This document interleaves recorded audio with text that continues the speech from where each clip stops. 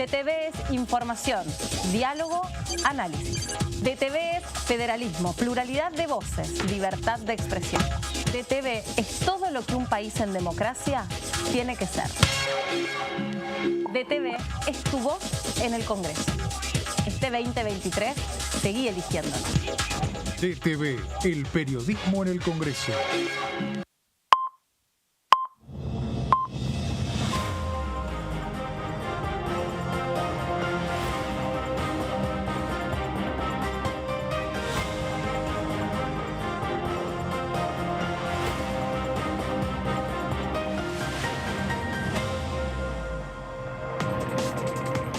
Hola, ¿cómo les va? Bienvenidos a la segunda edición de DTV. Acá estamos para ponernos al día con todo lo que dejó esta semana. Me voy a ir acomodando porque tuvimos sesión de la Comisión de Juicio Político a la que estaban citados 3 testigos que no vinieron. Ahora vamos a analizar toda esa cuestión y también lo que dejó la última sesión especial con todos los temas que quedaron, atravesados incluso o impregnados por lo que dejó el debate, más la cuestión de política internacional, el discurso negacionista en el medio de Javier Milei que obligó una cuestión de privilegio por parte de los diputados del Frente de Todos, y el dólar loco que no paró de subir mientras se estaba tratando de definir la cuestión de la ley de alquileres, que de nuevo me parece que tiene como un mal escenario para renacer o para resurgir, algo así, porque ya estamos saludando al resto del equipo y organizándonos, armándonos para contarles todo lo que se viene. Esta es una semana corta, es decir que mañana no se espera actividad, el lunes tampoco.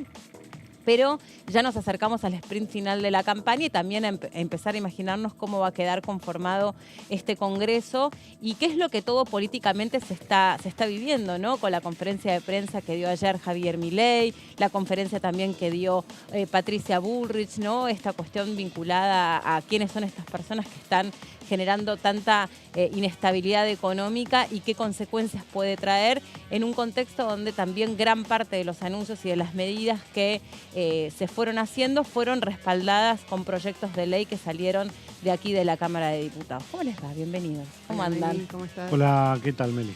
Te heredamos del Así horario es. anterior. Así Estás es. muy contento por esa situación. No, estamos bien. Estamos cubriendo al amigo Martín Di Natale. Ah, sí, que tuvo Sí. un problema. Bueno, le mandamos un saludo a propósito, Sí. que se hace una pequeña intervención. Bien. Y no era estética, eso les Ajá. digo. No va a venir con otra nariz ni nada de esto. Bueno. Como para que lo sepan. Después les cuento más detalles. Pero le mandamos un saludo a nuestro compañero. ¿Vos, Jessy, todo bien? Bien, todo bien, sí, todavía recuperándonos de la sesión larga de del la, otro de día. la sesión y de las noticias de este país, ¿no? Sí. Que no paran. Uno a veces querría que pare un poquito, pero no se puede. Bueno, le damos la bienvenida también. Ya nos acompaña el diputado con nosotros que ya está presente, que es el diputado reemplazante de Ferreira. ¿Cómo anda, diputado? bien. ¿Cómo está? La Bienvenido. verdad que muy bien. Gracias por venir otra vez. No, gracias a ustedes por invitarme. Bueno, parecemos futbolistas, no, gracias a vos. Diputado, ¿con qué se queda de la sesión? Bueno, fue una sesión bastante larga y movida, digamos, ¿no? Aparte que con un clima, pero hablando de la temperatura, bastante loco, digamos. Empezamos Sí. con una tarde primaveral y terminamos con lluvia y a la madrugada con un frío que... Y con un clima político que y un iba... clima político que estaba súper caldeado. También iba, sí, de rato ser huracanado, de Así repente, es. sí, pasó de todo. Sí, de todo. Bueno, la verdad que hubo momentos bastante importantes, digo, ¿no? Algunas de las cuestiones de privilegio estuvieron marcando, digamos, algunas cosas que yo creo que son importantes. La participación del doctor, ¿cómo se llama? El que fue ministro de... Goyán. Goyán. Sí, De Daniel Goyán, fuertísimo. digamos, que, Sí. bueno, hizo una cuestión de Muy privilegio. Me emocionante. impresionó mucho. Yo no Sí. conocía esa historia Yo de tampoco. Daniel Goyán. Sabía que era había sido un militante, un hombre Sí. con mucho compromiso en los 70, pero desconocía ese detalle que él creo que nunca lo había contado públicamente. Fue muy ¿no? emotivo, muy Absolutamente emotivo. Bueno, particularmente para los que tenemos alguna historia personal, digamos, con el tema de lo que fue la guerra sucia de los 70 y lo que fue la dictadura militar, naturalmente que nos toca profundamente, digamos, ¿no? Y además, teniendo en cuenta que hay generaciones de argentinos que como que le ha quedado lejos la historia, ¿no? Sí. Y como que no son conscientes de lo que pasamos en aquellas épocas, lo que significó para el pueblo argentino, y lo que significó para la lucha, digamos, de muchos hombres y mujeres que hicimos en aquellas épocas un gran esfuerzo para que hoy tengamos democracia. Entonces, a mí particularmente me toca profundamente. Yo tengo un cuñado desaparecido en Mar del Plata en aquellas épocas. Tengo una hermana viviendo hace 40 años, más de 40 años, exilada en Australia. Se fue y se quedó. Se fue y se quedó. Se fue y se quedó. Sí, después de la desaparición de su marido, ella fue a vivir a Australia con una nueva pareja e hizo una vida allá, digamos, de muchos años. Pero bueno, eso significó también para nosotros tener que desmembrar una familia, digamos, ¿no? Nosotros, cuando ocurrió esto, mi primer sobrino, que es mi ahijado, tenía 4 meses cuando desaparecieron a sus padres. O sea que hay muchas familias argentinas, digamos, que pasaron momentos duros en aquellas épocas y que, bueno, nos repusimos y ayudamos a reconstruir este país después de los 70. Entonces, para mí fue un momento particularmente emotivo y creo que es importante, digamos, porque no se puede perder la memoria de lo que nos pasó, principalmente para que no volvamos a cometer los mismos errores. Y hay propuestas, digamos, en esta campaña electoral de cosas que van más allá de las cuestiones importantes que nos interesan a los argentinos, que tienen que ver con la economía, que tienen que ver con la salud, con la vida de todos los días. Pero creo que hay cosas que son más importantes, que tienen que ver con nuestra posibilidad de ser un país en serio, digamos, un país que tenga democracia, un país que tenga derechos humanos, un país que tenga posibilidades de seguir teniendo un sistema que nos represente, como el sistema político que tenemos, con sus errores, con sus virtudes, con sus defectos. Pero creo que es muy importante que no perdamos esa memoria y que además entendamos que se ha hecho un gran esfuerzo para estar donde estamos aquí después de 40 años de democracia. ¿Y por qué cree que parte de los candidatos, el candidato Javier Milei y su vice, vuelven y refuerzan estos discursos negacionistas llenos de odio? Porque nadie le preguntó a Javier Milei sobre los desaparecidos en el debate. Él eligió decirlo, ¿no? Él eligió ese momento y también yo supongo, esto es una opinión personal, no sé qué piensan acá los chicos, pero que debe saber qué parte de su electorado espera eso de él. O sea, hay una parte de la Argentina que le parece ok, ¿no? Que alguien represente ese discurso. Sí, yo entiendo lo mismo. Creo que hay todavía en algunos sectores, digamos, de la vida nacional, gente que reivindica, digamos, o que aspira, digamos, a retornar, a regresar en el pasado. Y que quizás entienda que la solución del país pasa por esas actitudes tan fascistas, ¿no? Y yo creo que le habla a ese electorado. De la misma forma que Villarruel le habla a un electorado que tiene que ver específicamente con esa parte de nuestra historia.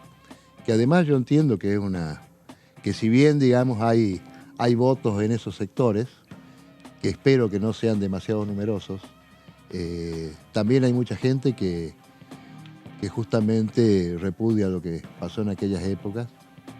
Y A ver, lo que yo digo es que de ser el candidato que más votos sacó, y por otra parte, uno tiene la sensación que somos más los que apostamos a la democracia, que somos más los que estamos convencidos que hay que seguir haciendo ejercicio de democracia, que hay que seguir reforzando que sí, que fueron 30.000 los desaparecidos, que fue que la dictadura militar no fue una guerra, no hubo excesos, fue una guerra, hubo torturas, hubo vejámenes y además hubo hubo financiamiento para que eso suceda, ¿no?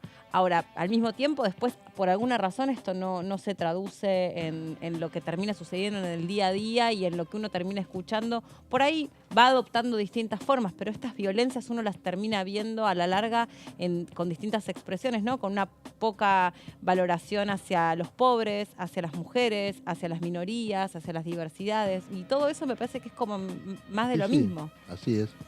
Bueno, también hay que recordar algunas cosas, porque esto no tuvo solamente en este proceso histórico de aquellos tiempos, no tuvo solamente nada que ver con la cuestión, digamos, de los derechos humanos. También tuvo que ver una cuestión importante que pasó por la cuestión económica. Hay que recordar que gran parte de los problemas que hoy tenemos los argentinos en la parte económica nacieron en aquellas épocas. Porque no hay que olvidarse que tuvimos un ministro de Economía tristemente célebre como fue Martínez de Oz.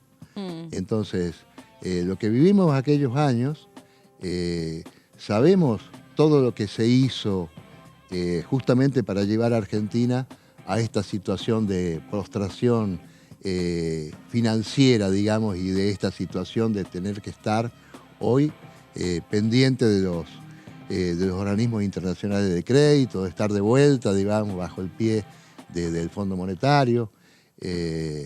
Y hay como una continuidad en los sectores que participaron en aquellos años con los sectores que participan hoy. Es decir, si uno ve para atrás, digamos, la historia de los empresarios argentinos que se beneficiaron con lo que hizo Martínez de Oz en aquella época, con lo que se hizo después en la época del menemismo, con lo que se hizo ahora en la época de Macri, no son situaciones aisladas ni son cosas que se hacen al azar. Es decir, aquí había una política que tiene más de 40 años, digamos, de 50 años, que viene apuntando hacia ahí. Y a propósito de eso, bueno, uno de los temas que se hereda de la dictadura, por ejemplo, es el problema de la vivienda, ¿no? Que están dolarizadas las viviendas desde entonces. Y la sesión del otro día se trató la ley de alquileres con una reforma, con las modificaciones del Senado. La consulta es que cuáles son los alcances que usted cree que va a tener efectivamente en un problema que se viene agravando hace varios años.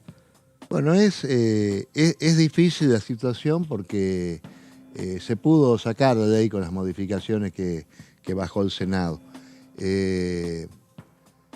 Yo entiendo que no son una solución. No son una solución porque en la práctica la gente no hace respetar el derecho que la ley le otorga, digamos. Es decir, ¿por qué? Porque las necesidades hacen que prime las condiciones del mercado. Entonces, cuando uno tiene que alquilar muchas veces tiene que aceptar las condiciones a los que lo obligan. ¿Cómo hace uno para denunciar la situación que la ley te otorga? Es una relación desigual. Es una relación absolutamente desigual. Acá, para resolver estas cosas, hay que apelar a otro tipo, digamos, de políticas públicas que tienen que ver con cómo le resolvemos el problema de la vivienda de los argentinos. Ese es uno. Es decir, tenemos que invertir mayor cantidad de dinero del Estado Nacional en ver cómo hacemos barrios populares, cómo hacemos barrios para viviendas para personas solas, viviendas para familias, viviendas para alquilar inclusive, o cómo hacemos para ver cómo se financia, digamos, al sector privado, para que el sector privado, con la supervisión, digamos, y el apoyo del Estado, pueda tender, digamos, a generar mayor cantidad de propiedades para alquilar. Pero es en el mediano largo plazo, ¿no? En esta emergencia que estamos viviendo, había alguna necesidad de hacer algo con la ley de alquileres, ¿no? Para tratar de mejorar la oferta en el mercado. Básicamente yo entiendo que esto es un mensaje del Estado Nacional y de los legisladores, diciéndole a la gente que estamos preocupados por el problema. Claro. Por eso se conservó el plazo de los 3 años, se llevó a 6 meses el tema del ajuste, digamos, del precio del alquiler, y se trató de moderar la forma como se ajusta. Uh-huh. Pero bueno, a los efectos, digamos, prácticos, tenemos que ver cómo se encamina esto, pero no va a ser fácil. Diputado, usted recién se incorpora a la Cámara, ¿no? Yo hace un mes y medio. Hace Sí. un mes y medio en reemplazo del diputado Ferreira, fallecido. Correcto, así es. ¿Cuál es su expectativa, su agenda en este tiempo que tiene de mandato? ¿Con qué idea llega usted a la Cámara? Bueno, yo la verdad que tengo muchas inquietudes, digamos. Entre ellos, una de las inquietudes, porque tengo una historia con esto, es el tema de la vivienda. Es decir, el otro día con Horacio Embón, justamente en una entrevista que me hicieron, yo le contaba que mi padre fue funcionario del Banco Hipotecario, yo fui funcionario del Instituto de la Vivienda de la provincia de Salta, y siempre he tenido, digamos, una preocupación por el problema de la vivienda. Bueno, pero lamento que mi tiempo va a ser demasiado corto, digamos, y además me toca una coyuntura particular que tiene que ver con lo electoral. No sé cuánto más va a trabajar, digamos, el Congreso. Ahora, este fin de semana que viene tenemos elecciones. Seguramente esta semana que viene no vamos a tener actividad parlamentaria. Y lo que va a quedar después hasta el 10 de diciembre, que se termina mi mandato, van a ser 40 días. Es decir, que no... Pero bueno, la verdad que son temas que me interesan mucho, ¿no? Es un problema grave de la vivienda de los argentinos. Yo el otro día comentaba, yo recuerdo las épocas en que mi padre era funcionario del Banco Hipotecario, cualquier familia argentina compraba un lote y el Estado Nacional le daba créditos blandos para poder construir su casa. Y después cuando pagaba ese crédito que le habían dado, le daban otro crédito para ampliar la casa porque entendía que la familia se había ampliado porque habían venido hijos, Claro. digamos, en ese matrimonio. Bueno, una época de la famosa movilidad social de la Argentina, Correcto. ¿no? Sí, bueno, pero también tiene que Donde ver con una una generación época... estaba mejor que la anterior. Y Por supuesto, así no, es. no un estancamiento como el que vivimos hace mucho. De ahora. tantos años, ¿no? Así es. Bueno, yo también le contaba ese día que un tema que tiene que ver básicamente con la educación. Aprobamos 3 nuevas universidades, digamos, en esta última sesión. Mi padre es primera generación de universitario de su familia. Al igual que mi madre y los hermanos de mi madre, que mi abuelo era carpintero y mis tíos, uno fue arquitecto, otro ingeniero civil, mi madre docente. Era una época, digamos, donde la movilidad social ascendente existía. Y además una época donde la distribución de la riqueza, digamos, se repartía de una forma mucho más equitativa que hoy. Donde también se reparte mucho hoy. El otro día lo escuchaba más hablar de eso. El problema no es cuánto se reparte para cada lado, sino qué sectores se quedan con lo que se reparte, con la porción más grande de la torta, digamos, que no son precisamente los trabajadores hoy. Entonces, bueno, todo eso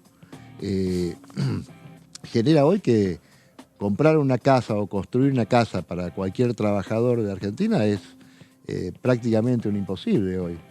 Entonces, esta situación de tener que estar permanentemente alquilando en un mercado cada vez más complicado, seguramente pone a los trabajadores y a los inquilinos en una situación de vulnerabilidad y de menos posibilidades, ¿no? Y otro de los temas, diputado, que se trató es el Plan Ciencia 2030, que bueno, se convirtió en ley, ya tenía la media sanción del Senado. Así es. Y bueno, tiene una perspectiva federal, fue conversado con las distintas provincias y tiene varios capítulos dedicados a cómo avanzar con la extracción del litio, que bueno, Jujuy en su provincia es una de las más importantes. ¿Cómo ve ese proceso? ¿Cómo ve las perspectivas? Bueno, porque hay mucha expectativa también por el ingreso de dólares, ¿no? Correcto. ¿Cómo está el desarrollo de ese sector? Bueno, yo veo la verdad que a pesar de la situación de tanto conflicto que tenemos últimamente, yo veo con esperanza todas estas iniciativas, digamos, que además han pasado por el Congreso y han conseguido, digamos, convertirse en ley. Porque quiere decir que no somos un país tan malo como algunos pretenden, digamos, mostrar. Somos un país que tenemos inquietudes por las cosas importantes y tenemos, digamos, iniciativas como para ir hacia adelante, encontrando, digamos, posibilidades como estas que bien decías, digamos, el del litio, de la educación, poner más inversión en educación, poner más inversión en el desarrollo tecnológico y tener un proyecto tecnológico hacia adelante, que es una cosa es de países serios, digamos, aunque nos quieran presentar como que somos otra cosa, ¿no? Bueno, de hecho la creación de las universidades también, ¿no? Y que cada una de esas universidades pueda tener su grilla educativa atada al lugar a donde están emplazadas. Es decir, que ya no tenga que haber tanta migración universitaria de jóvenes que por ahí, cuya única posibilidad de estudiar, además es alquilando una vivienda también. Sí, sí. Eso pensaba mucho yo, que no sé si va a ser el gran desagote esto de que el estudiante se pueda quedar ahí donde nació, donde tiene la familia, pero me parece que de alguna manera, aunque sea tangencialmente, alivia la cosa de los alquileres, ¿no? Porque... Sí, claro.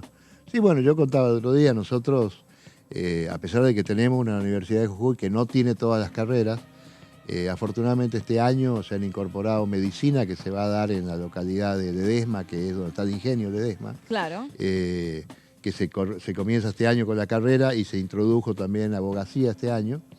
En el pasado, bueno, muchos estudiantes nuestros tenían que ir a buscar las carreras que no habían en la provincia, en Córdoba, en Tucumán, en Corrientes, digamos, en las provincias donde había esa carrera. Y eso, naturalmente, genera toda una situación de gasto y de tener que ir a alquilar a esos lugares. Y muchas veces los alquileres para estudiantes son otro problema.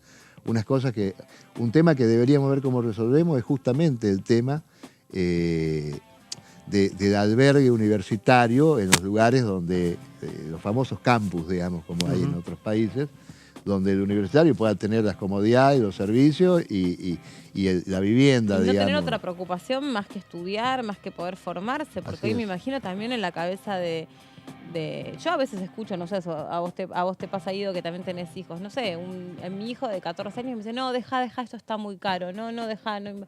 Por ahí el mío es austero todavía, pero por ahí no es tu suerte. Pero el mío dice, no, está bien, déjalo, mamá, que es caro. Yo digo, a los 14 años estar preocupándose por eso, ¿no? Cuando, digamos, la preocupación del chico debiera pasar por otro lado. Me da una pena, ¿no? Que también ya estén como atravesados por esto. Bueno, un cierto criterio de realidad me parece bárbaro, digámoslo, sí, también. No viene mal. No viene mal, pero tampoco que... No, tampoco, bueno, son cosas que no tendrían que ser la preocupación de los chicos, digamos, todavía. Pero bueno, también hay que ver una cosa, ¿no? Por ahí nosotros, en esta intención de generar más derechos, más posibilidades, un montón de cosas, también como que hemos generado como un reblandecimiento, digamos, de nuestra juventud, ¿no? Que por ahí muchas veces no aprecia todo lo que la sociedad argentina ha conseguido durante muchos años de muchas luchas. Entonces hoy hay muchas cosas, muchos derechos que se toman como que son una cosa que... Bueno, la universidad no arancelada, por ejemplo, ¿no? Claro, eso costó mucho, digamos, y no solamente luchas que pasan por el peronismo, también por el radicalismo, que fueron, digamos, grandes defensores de la educación pública. El tema que la sociedad valore, que los chicos valoren, los estudiantes, poder transmitir que se valore, que se crean más universidades. La universidad en la Argentina es pública y es no arancelada. No digo gratuita, el otro día Finocchiaro nos corregía acá, decía alguien la paga, es no arancelada, ¿no? Claro. No, correcto. Pero bueno, si no digamos es gratuita la universidad. Y no pasa eso, no pasa en América Latina, no pasa en Europa, no pasa en otros lugares del mundo. Es un valor que tiene esta sociedad argentina. Sí, pero además... y con el nivel que tiene. Y con el nivel que exactamente. tiene. Exactamente. Pero está bien, bien dicen, digamos, a veces hay que recordar eso, que alguien la paga. Es decir, ¿quién la paga? Toda la sociedad argentina, digamos. Claro. Así. Eso significa que tenemos una sociedad que tiene una preocupación por la educación y por la posibilidad de que miembros de esta sociedad tengan la posibilidad de ascender, digamos, y de tener una salida a través del esfuerzo y a través del estudio, que es un valor importantísimo. Sí. Entonces, bueno, justamente por eso nosotros cuando hablamos de educación, particularmente de los sectores que yo provengo, nosotros hablamos de inversión, nunca hablamos de gasto educativo. Por más que sabemos que se tiene que pagar, que el Estado tiene que poner el dinero, nosotros consideramos que es inversión. Y siempre lo que tiene que ver con la educación y con la posibilidad de que nuestra sociedad crezca, digamos, siempre va a ser una inversión. Diputado, le agradecemos mucho este contacto con nosotros. Gracias por haber venido. La verdad que como siempre ha sido un gusto estar con ustedes. Bueno, y ya sabe, nosotros agradecemos muchísimo cuando vienen los diputados acá, así que si usted ve luz, mándese nomás. Siempre va a ser bien Sí. recibido. La verdad que me reciben magníficamente cuando vengo. Bueno. Ya parezco de la casa. Lo es. Todos los diputados son, en verdad, por supuesto. Después habrá quienes no lo quieren aprovechar, pero ustedes son todos bienvenidos. Muchas gracias. A ustedes, muy amables. Nos gracias. llama Gonza, que está trabajando en vivo en el recinto, porque vamos a analizar con él todo lo que dejó esta sesión última que tuvimos esta semana. Gonza, ¿cómo estás? Buenas tardes. Hola Meli, buenas tardes. Un abrazo muy grande para vos, para los compañeros, ahí para Guido, para Jessy, para toda la gente que nos está viendo. Y bueno, estamos aquí en el recinto. Hablo un poquito más bajo de lo normal porque en estos momentos están trabajando justamente las personas aquí, compañeros de la Cámara, porque están trabajando en las distintas visitas guiadas. Porque, a ver, la gente tal vez imagina que el recinto... No, y sí, podríamos tranquilamente, tendríamos que averiguar los horarios. Quiero decirte que siempre están colmadas. Mucha gente viene a visitar aquí el recinto de la Honorable Cámara, las instalaciones. Esta en particular, me gustaría saber si es de estudiantes, pero estoy viendo que es variadito, digamos, en cuanto a las edades. Me parece que es una visita. Y algunos justo están todos afeitados, así que no. Están afeitados. Sí, están todos afeitados, pero tienen, algunos. No me la quiero jugar a las edades porque alguno me diga qué cara rota, ¿no? Puede cuánto ser tendrá, ¿no? Pero bueno. ¿Y qué contarán? Sí, exactamente, Meli, pero. ¿Cómo eran las sesiones antes? ¿Dónde se por lo general, cada uno? Sí. Bueno, claro, por lo general cuentan cómo se hacía antes, cómo se hace ahora, cuestiones básicas del reglamento, de para qué sirve el quórum, alguna anécdota yo contaría si fuera, pues nadie me preguntó igual, pero si organizara la visita, contaría una buena anécdota. Cuentan, en Pasos Perdidos te cuentan de los dos cuadros gigantes que hay, de por qué creo que es roca, que está pintado, está ensangrentado. Está con la venda porque había sufrido un ataque y quiso que lo pintaran un piedrazo así. Creo que fue. Es muy interesante la visita, Es muy... Sí, es muy interesante realmente. Y yo, Meli, te veo haciendo esta tarea, además de la conducción en televisión, te veo, la verdad, haciendo estas visitas guiadas, contando todo, hablando y también contando algunas anécdotas. Así que esa sería tu impronta de cómo contarías. Y sí, yo arrancaría lo que pasa no solamente en el recinto. Y les diría, sino acá. vengan, siéntense, prueben cómo son los sillones, siéntanse diputados por un día. Claro. O no, porque la visita, aparte siempre tenés uno que siempre tenés uno del tour que te bosteza en la cara. No es que me haya dedicado a eso, pero viste, cuando uno conduce eventos se le parece bastante.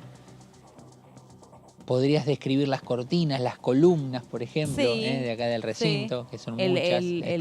¿Cómo se llama? La cúpula también. La cúpula, exactamente. Podríamos contar. Así que es más que interesante, pero bueno. En una visita guiada también vamos a tener que contar en el futuro una vez donde hubo una pandemia y que entonces los diputados trabajaban de manera virtual. Acá atrás mío hubo pantalla. Estoy como cruzada con el idioma porque, viste, el tema de ser políglota, te das cuenta, Guido. Manejar muchos idiomas te produce esto. Bueno, Gonza, contanos vos.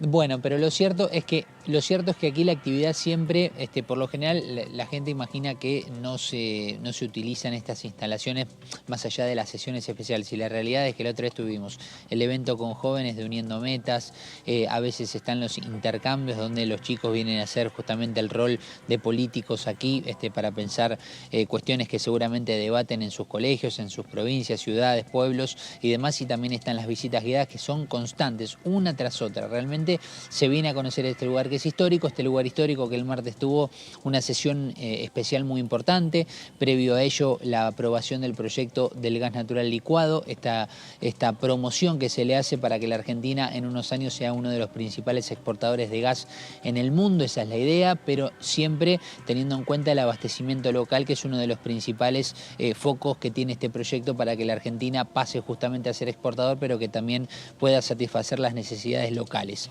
Fue uno de los tantos proyectos proyectos, entre otros, bueno, uno que reclamaba mucho la sociedad, que era la ley de alquileres. En diputados se dio el debate necesario que se precisaba, poniéndolo como uno de los proyectos principales, al igual que este programa Compre sin IVA.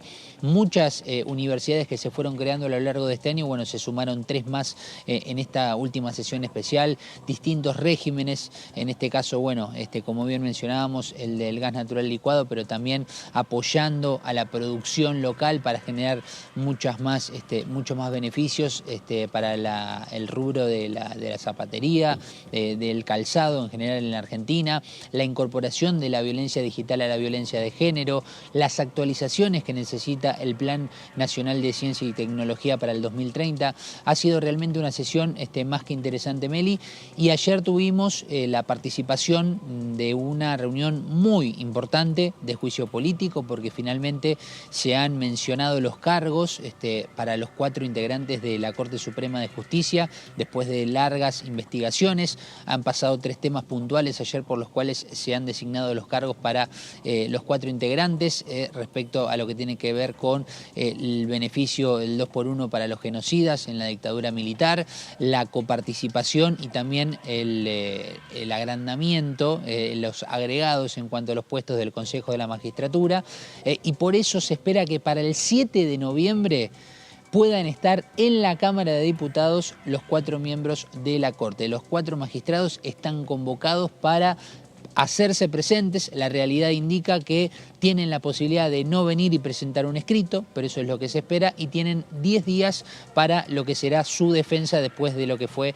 la reunión de ayer, que no tuvo personas citadas para prestar su testimonio, en este caso que había convocado la coalición cívica. Eran 4, entre ellos Héctor Marchi, en este caso para investigar posible abuso de poder por parte de Lorenzetti, como así lo había reclamado y lo había pedido la coalición cívica. Esto continuará, veremos cuándo. ¿Se filtró qué explicaciones dieron? Porque me imagino que también tanta cercanía de cara a las elecciones por ahí hizo que, como en otra oportunidad ya sucedió, no quisieran que quede pegada o identificada esa declaración o esa citación con alguna repercusión política. No sé, pienso.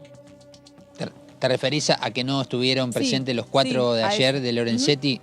Bueno, el diputado López mencionó, y esto lo dijo ayer en la comisión, y habló de unos llamados telefónicos por parte de Lorenzetti, lo cual queda lógicamente en el testimonio de López, que fue el que excusó básicamente que ese fue el motivo por el cual no se hicieron presentes. Ayer hablábamos de que por lo general, creo que una vez sola había pasado que no venga ninguna de las personas que habían sido citadas, y el resto por lo general siempre 1, 2, 3 venían.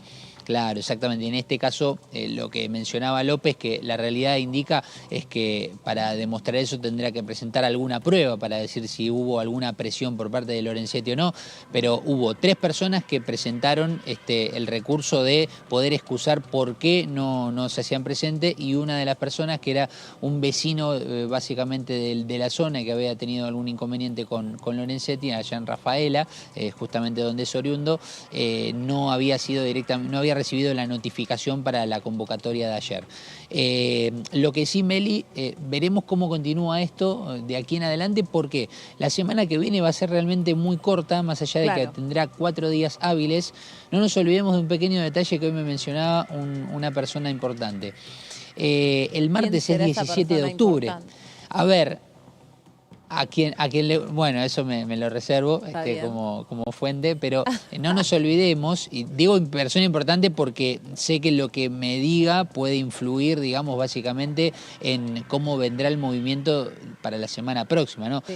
Martes 17 de octubre, Día de la Lealtad Peronista, les guste o no, la realidad es que va a haber movilizaciones en la previa justamente a una nueva elección general, por lo cual imaginamos que en caso de haber alguna actividad por fuera de las comisiones, imagino, podrá ser a partir del miércoles, tendremos el jueves y el viernes, pero bueno, lo cierto es que en cuanto a la agenda no tenemos nada confirmado de cara a la semana próxima, pero entendamos que con estos detalles, al ser 4 días hábiles, entre ellos un viernes que por lo general lunes y viernes, salvo cuestiones urgentes, no suele haber comisiones. El martes es un día especial políticamente hablando, nos quedan miércoles y jueves y en la previa a una elección general.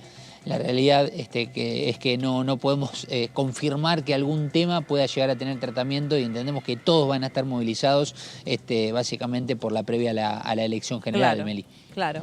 Bueno, Gonza, muchas gracias. Esperamos que con esta salida no hayamos interferido en la distracción de la guía turística, porque si no te hubieran retado a los Javier Milei ayer al cronista de radio, ¿viste? Que se distrajo porque Sí, estaba se hablando enojó, él y se enojó. se calentó porque el otro estaba saliendo en vivo Sí.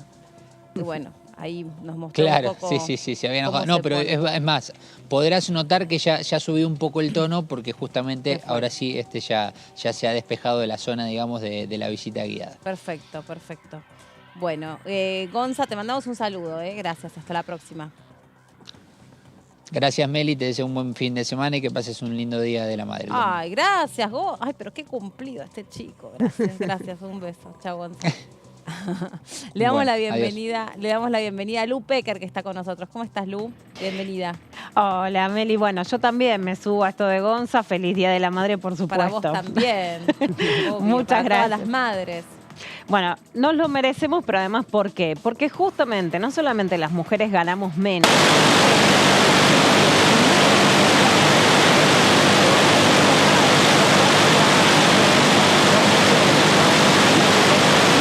En la agenda Están política. atentando contra nuestra columna, Lu. Esto no se hace. No sería la primera vez, ¿viste? Como, o sea, se creen que me van a callar, yo no sé qué pasa, pero por las dudas no me callo. Está muy bien, así se hace, perdón. No sé si salió o no salió al aire, pero acá hubo un ruido bastante complicado, así que bueno, estamos, no digo para que arme vuelta la frase Lu en caso de que no haya salido. Meli, te contaba que hoy vamos a hablar de la brecha salarial de género. La brecha salarial de género es la brecha que hace que las mujeres ganen menos que los varones y un punto fundamental en el Día de la Madre. La razón de la mayor incidencia en esa diferencia salarial es ser madres y la cantidad de cuidados que eso implica. A veces por mandatos, por la realidad, pero el tiempo que se le dedica a criar hijos que además en el sistema productivo después hace que las próximas generaciones puedan jubilarse, ¿no? Para entender por qué esto es tan importante. Estamos viendo la imagen de Claudia Goldin. Ella es la economista Ay, sí. que escribió... Me encantó que gane el Nobel, sí. Exactamente. Te diría que este premio Nobel que se lo da la Academia Sueca a Claudia Goldin tiene mucho que ver, no solamente con Javier Milei, pero sí con Javier Milei y además con otros candidatos o presidentes que en distintos lugares del mundo, desde lo que ha pasado en Brasil con Jair Bolsonaro, lo que está pasando en este momento con Hungría y algunos, Polonia, países de la Europa del Este, intentan negar las diferencias entre varones y mujeres. En ese sentido, ¿no? El premio Nobel ya es una institución en sí misma, es una frase que ya tiene peso en el mundo. La Academia Sueca la premia a Claudia Goldin queriendo ratificar que forma parte de, digamos, de la columna estructural de las nociones económicas hoy en día. Ella es profesora de Harvard y fue pionera en escribir sobre las diferencias salariales. Hay una periodista que les recomiendo, que es Ana Requena, que la pudo entrevistar antes de que ganara el Nobel en el diario.es. Y justamente lo que decía Goldin es que la mayor incidencia de la diferencia salarial entre varones y mujeres en el mundo se da porque las mujeres terminan haciendo muchas tareas de cuidado y entonces le dedican menos tiempo, tienen menos tiempo para dedicarle a sus carreras. Ella que dice, bueno, las mujeres trabajamos, los varones también, los varones hacen algunas cosas en la casa, las mujeres también. Pero ¿quién es el principal en la casa que hace tareas de cuidado? Las mujeres. ¿Quién es la figura principal que trabaja fuera de la casa? El hombre. Hasta que eso no sea revertido, no se va a revertir esta brecha salarial. Y una de sus propuestas es que también los varones en las oficinas, en los trabajos, en las fábricas digan, yo tengo que ir a ver el partido de fútbol de mi hijo, yo tengo que ir a ver el partido de fútbol de mi hija, o sea, yo tengo que llevarlo al pediatra, que eso va a hacer también que se equipare la brecha salarial de género. Pero sin lugar a dudas es un mensaje de la Academia Sueca en el mundo para ratificar que hoy la brecha de género no se puede negar. Bueno, en el debate, en el primer debate en Santiago del Estero... Y hay una cosa más, perdón. Por un lado es la dedicación de las mujeres mayormente abocadas a las cuestiones de cuidados, sea de hijos como de personas mayores también, por supuesto, o de hermanos, en general cuando hay sobre todo en familias que viven un poco más ajustadas, hacinadas.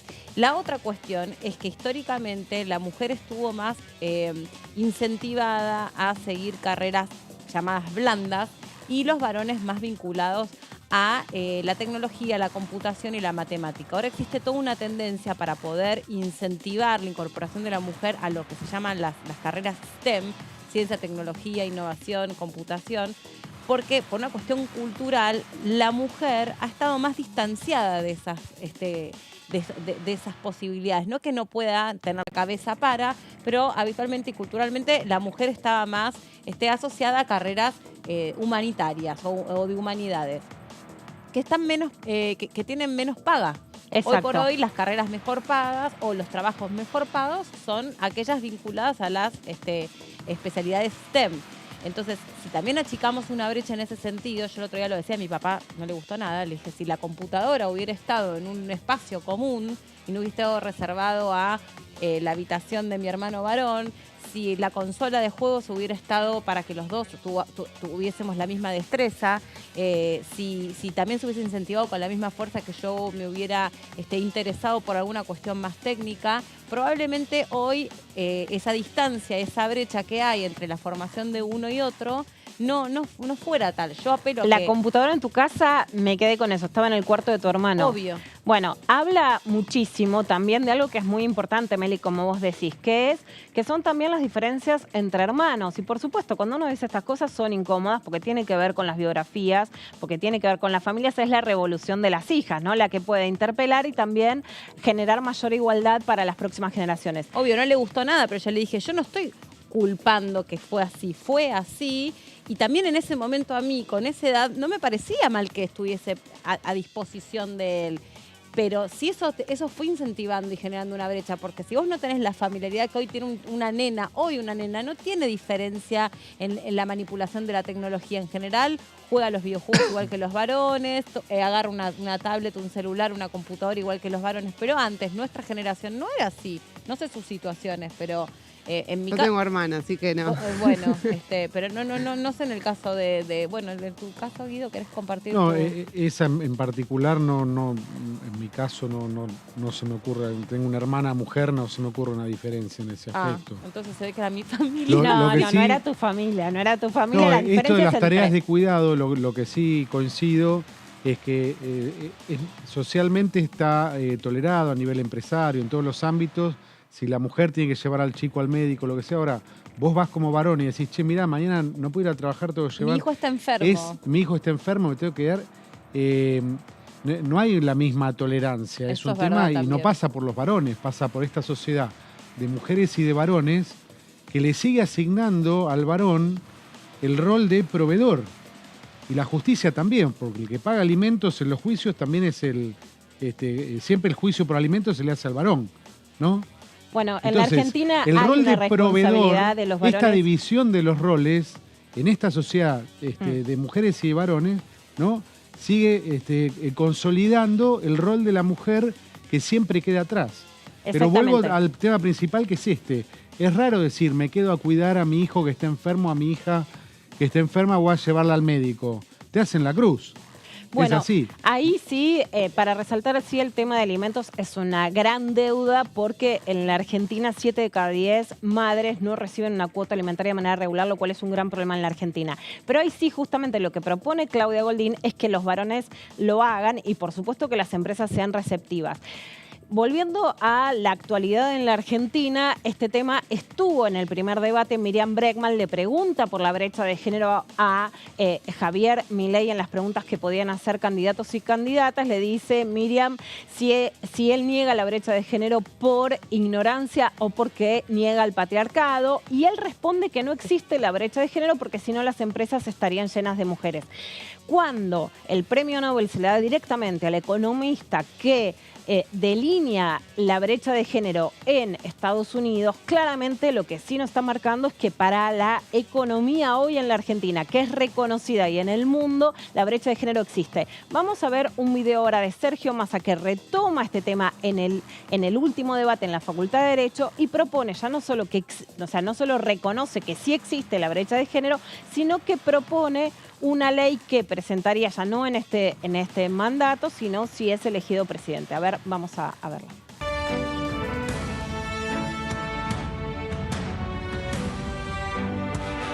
En paralelo, quiero dejar claro en el mundo del trabajo el rol de las mujeres, que hoy son discriminadas en el salario. Vamos a impulsar la obligatoriedad de que las empresas por la misma tarea paguen la misma remuneración a hombres y mujeres. Ese es Massa presidente, el mejor para la Argentina. Bueno, de esto justamente Sergio Massa pone uno de sus spots porque fue una de las respuestas que en general también los sitios que leen la política no le dieron importancia y sin embargo en el mundo es tan importante como que se dé este premio Nobel. Y vamos a ver algunas de las cifras de esta brecha de género en Argentina justamente para poder dilucidar cuál es su origen y bueno, y lo peligroso de que se la niegue, porque cuando se la niegue no tenés solución. Una cosa es lo que ya pasó. Otra cosa es qué herramienta usás para el futuro. La diferencia salarial entre hombres y mujeres. Es el impuesto invisible por ser mujeres. Las argentinas ganan 25% menos que los argentinos. Negar esto sería lo mismo que yo te digo, no, mira, vivimos en un país sin inflación. No, bueno, ¿cuáles son tus soluciones para la inflación? Pero si vos lo negás, no hay soluciones y es una cifra muy, pero muy alta. La brecha de género en Argentina es del 25% y la fuente es el INDEC. Ni que hablar el acceso a las mujeres a lugares importantes en la carrera, sobre todo empresarial, ¿no? Los altos cargos de las empresas, creo que hay una de cada 10 mujeres es una CEO en una empresa en Latinoamérica. O sea, es una cosa que es lo que decís vos, está medido, está a la vista de todos, tiene distintas explicaciones, por supuesto, y va a llevar tiempo achicar esa brecha. Bueno, ahí Javier Milei también en la entrevista que da para Estados Unidos, él también niega lo que se llama el techo de cristal. En la Argentina, alrededor del 5% de todas las trabajadoras llegan a ocupar un puesto directivo o de poder y de todos los trabajadores el 8% de los varones. Por supuesto que estas cifras existen y son de datos oficiales, tan oficiales como la inflación, ¿no? Pues si decís el INDEC no tiene razón en esto, no tendría que tener razón también en las otras cifras. La informalidad agrava la brecha y ahí hay un tema, ¿no? Porque cuando además Milei lo dice en esta entrevista, ¿no?, con el ex presentador de Fox, se quiere pelear un poco con los demócratas de Hillary Clinton que hablaban mucho del techo de cristal. El tema es que en la Argentina la diferencia es que las mujeres no puedan acceder a lugares de poder, pero perjudica más a las más pobres, ¿no? Y esto es importante decirlo, no solo el techo de cristal, sino quiénes perjudica. Hay diferencias entre varones y mujeres, pero también hay diferencias entre las más pobres y muy especialmente entre las que tienen un trabajo registrado y las que no. La diferencia salarial sube a 36,5% entre las trabajadoras y trabajadores informales. O sea, si vos sos informal, bueno, es mucho más grave la diferencia salarial, o sea, lo que recibís en el bolsillo por ser mujer que si fueras varón, ¿no? El 25% es el promedio, pero sube a 36,5% en el caso de las informales y baja a 17,5% entre las empleadas y los empleados registrados. En la Argentina hay mucha diferencia entre la formalidad y la informalidad y esto se incrementa entre mujeres y varones. ¿Por qué? Porque en la mayoría de los casos, además, las informales son trabajadoras domésticas, ¿no? Las que limpian, las que hacen las tareas de la casa y estas son las más relegadas en esta brecha salarial. Vemos las otras cifras. Una buena noticia, la desigualdad de ingresos se redujo un 3,5% con respecto al primer trimestre del 2022. Bueno, es muy difícil en esta economía con inflación, con devaluación, con corridas cambiarias, etcétera, hablar de buenas noticias. Pero que el tema esté en la agenda de importe puede reducir la diferencia entre varones y mujeres. Si lo escondemos o lo invisibilizamos, se puede incrementar esta diferencia. Una mala. La brecha de género entre varones y mujeres informales se incrementó de nuevo, entonces entre las que menos ganan, pero especialmente en el trabajo no registrado, la diferencia se incrementó 4,2% el año pasado a 4,7% en el 2023. Hoy la informalidad laboral es del 39,3% en toda la Argentina, es una cifra muy alta y por supuesto muy grave, uno de los grandes problemas laborales de la Argentina, y en las mujeres es del 39,3% para las mujeres y del 34,6% para los varones. O sea, las mujeres son las que más sufren la informalidad laboral. Acá también tendríamos, bueno, ¿por qué los sindicatos no están hablando de esto, no? Del problema de las mujeres que se quedan afuera de los sindicatos. En el encuentro de mujeres que se hace este fin de semana, sábado, domingo y lunes en Bariloche, va a estar el primer encuentro y la primera forma de visibilizar a las mujeres que son trabajadoras de casas particulares en Argentina. Entonces es un tema que no se toma de parte de los sindicatos, pero sí del movimiento de mujeres. La brecha es de 4,7%. Bueno, un título, ¿no? A las que barren, las barren debajo de la alfombra. El 98% de quienes trabajan en casas particulares son mujeres. O sea, esta cifra es fundamental. El 98% de quienes cuidan a los chicos van a buscarlos al colegio cuando la mamá y el papá están trabajando. Las que barren, las que limpian, las que cocinan son mujeres. Y en este sentido, si todas esas trabajadoras estuviesen registradas, la tasa de informalidad en la economía argentina se vería reducida en un 6,7%. O sea, hay que formalizar a las trabajadoras de casas particulares. Si esto se haría, la informalidad laboral en la Argentina bajaría muchísimo, 6,7%. Y además hay un indicador, no sé si se acuerdan ustedes también, que estaba cruzada, la informalidad femenina con la informalidad masculina, y en general la mayoría de el encuadramiento familiar es mujeres, amas de casa o empleadas domésticas en pareja con trabajadores de la construcción, que también es un gremio muy informalizado. Entonces ahí tenés encima la doble informalidad en el mismo entramado familiar. Bueno, por supuesto que eso lo agrava, pero vos fíjate que si se formalizarían todas las trabajadoras de casas particulares, la informalidad laboral en la Argentina quedaría en un 30%. Estos son datos sacados del INDEC en un análisis que hizo el Ministerio de Mujeres, Géneros y Diversidad en un programa que se llama Igualar, y que pudieron analizar algunas de estas cifras. Y en mujeres bajaría 14,7 puntos porcentuales la informalidad laboral. O sea, si vos formalizás a todas las trabajadoras de casa particulares, bajaría un 14,7% la informalidad en las mujeres, del 39,3% al 24,6%. ¿Qué quiere decir? Que es muy importante para pensar por qué ganamos menos las mujeres que los varones, pensar por qué ganan menos y son informales las trabajadoras de casas particulares. Vemos la siguiente placa. A la que cuida tu mamá es a la que peor le pagás, ¿no? Esa forma de pensar a mí me impacta, porque realmente, como vos decías, Meli, las mujeres se ocupan no solo del cuidado de los hijos e hijas, sino también de las madres y de los padres, pero además de las trabajadoras de casas particulares, las que cuidan a las personas mayores, que le dan los remedios, que las acompañan a caminar, que las acompañan al médico, que le hacen la comida cuando ya no se pueden valer por sí mismos, también son mujeres cuidadoras como oficio.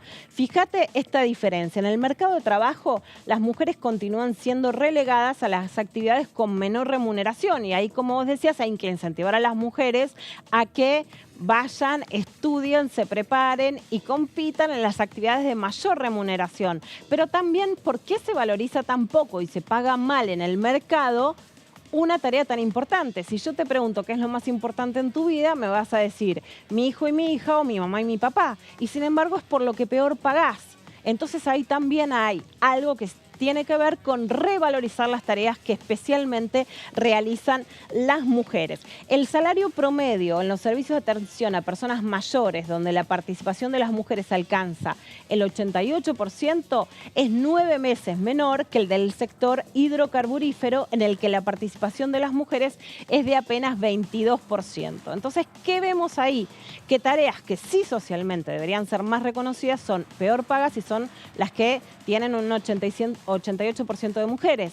Bueno, por otro lado, las que son tradicionalmente masculinas son mejor pagas y hay pocas mujeres, aun cuando también hay muchas mujeres como en YPF que están hoy ocupando puestos directivos y que están incentivando a las mujeres a ocupar puestos en oficios que no eran tradicionalmente femeninos. Sí, aun cuando también ya incluso al quedar derogada una norma que encuentra que no tiene más sentido que las mujeres estemos impedidas de ocupar determinados cargos, primero porque la tecnología ha ayudado muchísimo a eso, muchas mujeres incorporadas incluso al manejo agroindustrial, a las máquinas vinculadas al campo, otra mina de oro, el campo, que está muy masculinizada, que está muy vinculada al trabajo masculino. Las mujeres están teniendo cada vez mayor nivel de incorporación y esto tiene que ver obviamente con la posibilidad de achicar esa brecha y que después se traduzca en lo que decía Guido recién, ¿no? Que todos tengamos un lugar equitativo en la sociedad y que el mensaje que esté por debajo es: no importa en definitiva si es el papá o es la mamá quien se queda al cuidado de los chicos, lo mismo le debiera dar al empresario, no le debiera ni inquietar ni hacer dudar que un varón pide un permiso especial. Tiene que estar todo allanado en lo que llamamos la ley de agenda de cuidados, ¿no? Estas licencias especiales. Bueno, que es una de las leyes que faltan y hay que ver, digamos, también por eso depende mucho del viraje electoral si esa ley se puede aprobar o no, para que los varones no tengan solo 2 días de licencia por paternidad. Algo muy interesante es que justamente la tecnología en las empresas hace que haya puestos que antes se requería fuerza, que ya no, por suerte para las mujeres y para los varones, que no tienen que lastimarse por trabajar, y que con esa tecnología se puede incorporar mujeres. Lo vi en la fábrica Guidi de repuestos automotor este año. También, cuando se reglamentó que era de 1973 el artículo 170 de la Convención Colectiva de Trabajo para que se pague a las personas con hijos e hijos, justamente la visión fue igualitaria porque se le paga a las mujeres y a los varones también, ¿no? Entonces, que es un plus que va aumentando, pero que a principio de año era de 30.000 pesos, bastante dinero para pagar una cuidadora o un jardín de primera infancia. Entonces, en este sentido sí fue igualitario para que también beneficie a los varones, para ponerlos también como corresponsables del cuidado, pero también con estos beneficios que se dieron en este año, porque se empieza a implementar este año, se aprobó el año pasado, este artículo 170, bueno, también lo pueden cobrar los varones. Vamos a otra parte. Las mujeres no son dueñas de su tiempo. La tasa de subocupación horaria es de 11,7% para las mujeres, 4,1 puntos superior a la de los varones, que es 7,6%. Acá, ¿de qué se trata la subocupación? Que es algo de lo que no se habla mucho. Es que las mujeres tienen empleo, pero no tienen todo el empleo que necesitan. Y ahí sí, el problema del tiempo es importante, porque si tenés que llegar a las 5 de la tarde a buscar a los chicos al jardín, ¿no? O a la escuela primaria, y vos para hacer un turno completo tenés que quedarte hasta las 6, 7 de la tarde, no lo podés hacer y entonces estás subocupada.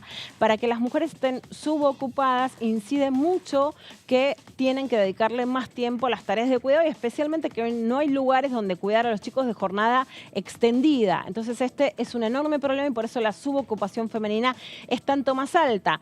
Pero también hay otro problema que es muy fuerte hoy en la Argentina, que es que con un trabajo no alcanza.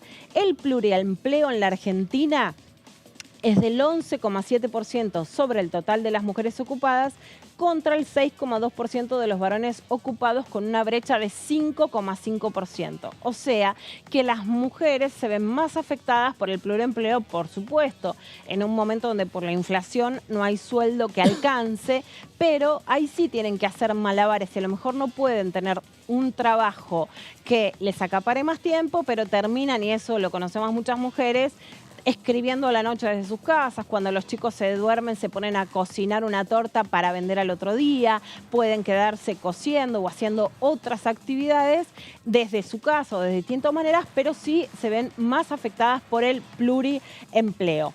En trabajos feminizados, bueno, enfermería, docencia, son los lugares donde estas son mayoría mujeres y son bajos sueldos, y donde se da mucho lo del pluriempleo, que es hacer muchas guardias, ir por muchos hospitales, tener 3, 4 cargos porque no llegas a fin de mes. Eso es parte parte de lo que pasa. Exactamente, ahí sí está, digamos, ahí hay muchos, por eso, ¿cuáles serían los componentes para solucionar la brecha de género? Primero, que esté en la agenda pública, por eso hoy damos un gran paso hacia atrás cuando directamente se niega el problema, ¿no? Ahí estás directamente no avanzando en solucionarlo, sino negándolo. Que las mujeres pidan más sueldo también es un componente importante, ¿no? La agencia Boomerang, que es de recursos humanos, cuenta que hoy las mujeres piden salarios 17% menores que los varones. Entonces ahí podés decir, bueno, la solución es colectiva, pero vos también te podés empoderar y decir, yo valgo, ir y pedir más. Por otra parte, incentivar a las mujeres a que estudien, hagan carreras, tengan oficios, que se ganan más, por supuesto, eso hay que hacer. Y revalorizar más trabajos como la enfermería, que es tan sustancial y que ha sido feminizado, como el cuidado de ancianos, como las tareas del hogar. Por supuesto que eso también parte por decir, bueno, ¿qué es lo que más nos importa? ¿Por qué pagamos tan poco un oficio que en realidad nos puede salvar la vida cuando estamos en un hospital, ¿no? Y que es de enorme responsabilidad. Las últimas cifras, las señoritas ganan menos de la mitad que los señores, porque acá también hay una enorme diferencia que no es solo de mujeres y varones, sino de edades. O sea, las mujeres más jóvenes ganan mucho menos que los varones más grandes. Entonces, así como se cruza que las informales se ven mucho más perjudicadas que las formales, por lo tanto, las más pobres que las de clase media o alta, también las pibas más chicas se ven más perjudicadas que los adultos que son más grandes.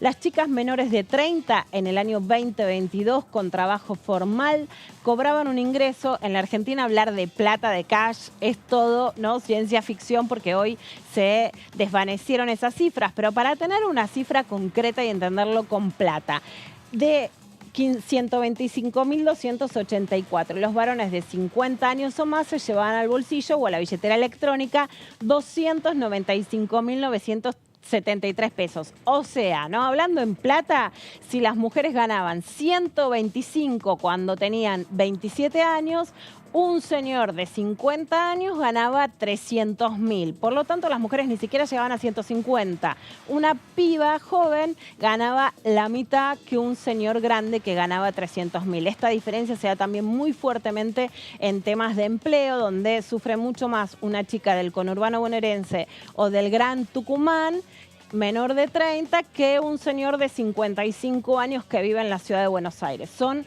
también interseccionalidades, como se le dice ahora, que es otras diferencias que tenemos que analizar. Esta información sale de Igualar, que es el proyecto elaborado en base a datos del primer trimestre del 2023 de la encuesta permanente de hogares del Instituto Nacional de Estadísticas y Censos, que es el INDEC.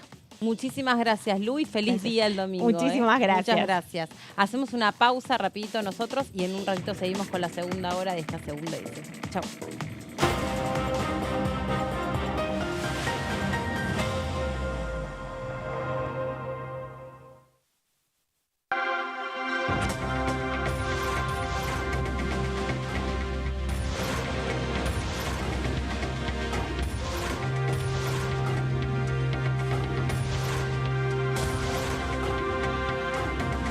Ellos son tu voz en la segunda edición.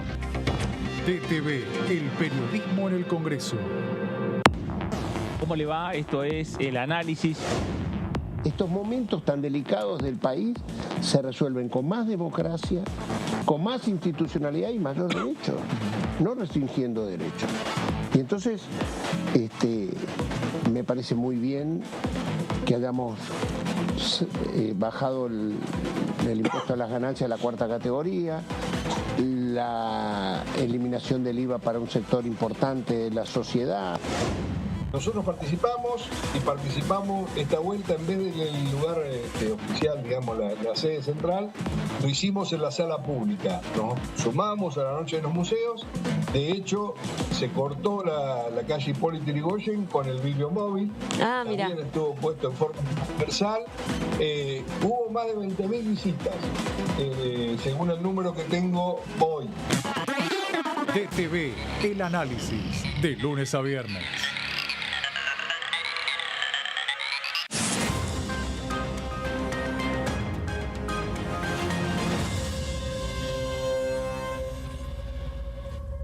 hiciste la colimba entre 1975 y 1983, tu testimonio aún puede ser clave para hacer justicia. Lo que hayas visto y oído en dictadura es un aporte fundamental para llegar a la verdad. Para más información, entra a argentina.gov.ar/fuicolimba.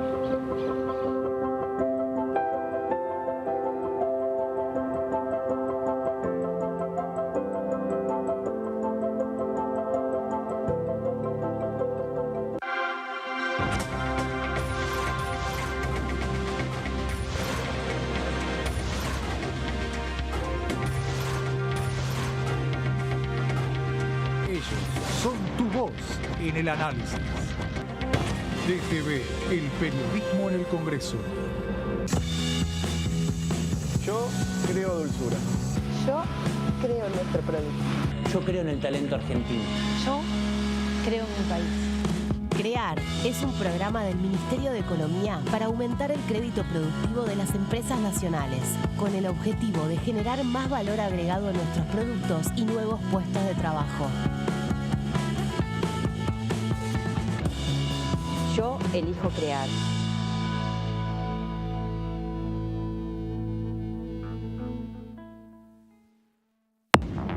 Hola, bienvenidos a una nueva jornada del resumen de noticias parlamentarias. La Comisión de Educación, hoy se reunió entonces la Comisión de Educación que preside la entrerriana Blanca Osuna, comenzó a analizar el proyecto de ley de financiamiento educativo enviado por el Ejecutivo al Congreso el 14 de septiembre pasado.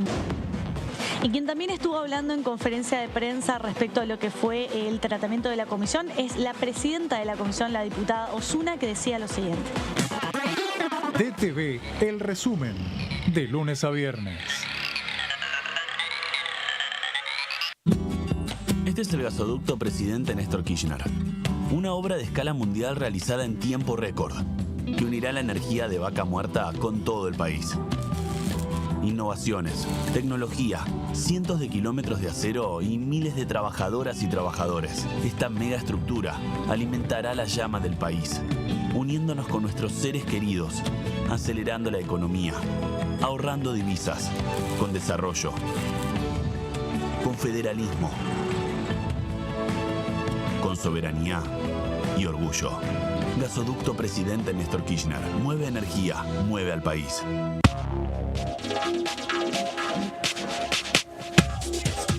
DTV es información, es diálogo, es análisis. DTV es federalismo, libertad de expresión, pluralidad de voces.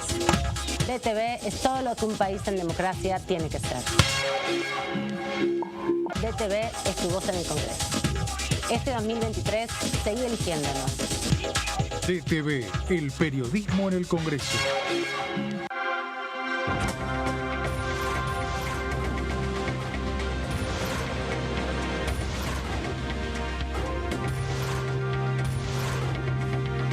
Ellos son tu voz en la tercera edición.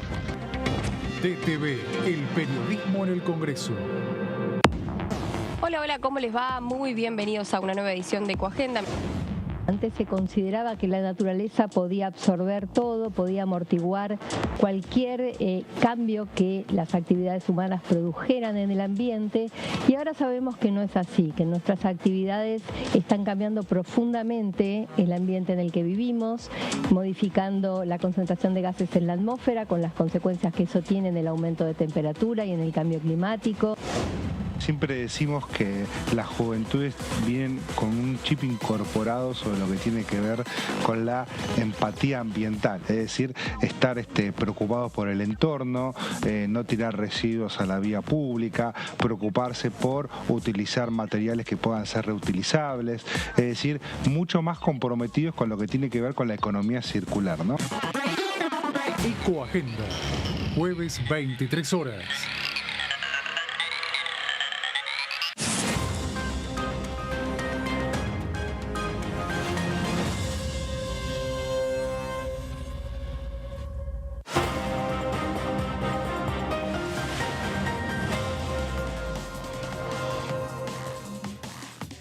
Acá estamos, después de todos los temas que dejó abiertos Lu Pecker, estábamos charlando un poco sobre todo eso y también estábamos recordando la sesión, ¿no? Lo que dejó la sesión, que, claro, yo le preguntaba a Jessy lo que tardaron en meterse ya estrictamente en el temario, ¿no, Guido? O sea, toda la cuestión de privilegio, toda la Recién cuestión... a las 5 y algo empezó. Yo creo más tipo 6 de la tarde, más cerca de las 6 de la tarde. Eso pasa también porque las sesiones son muy espaciadas, hay pocas sesiones. Bueno, no fue el caso de esta.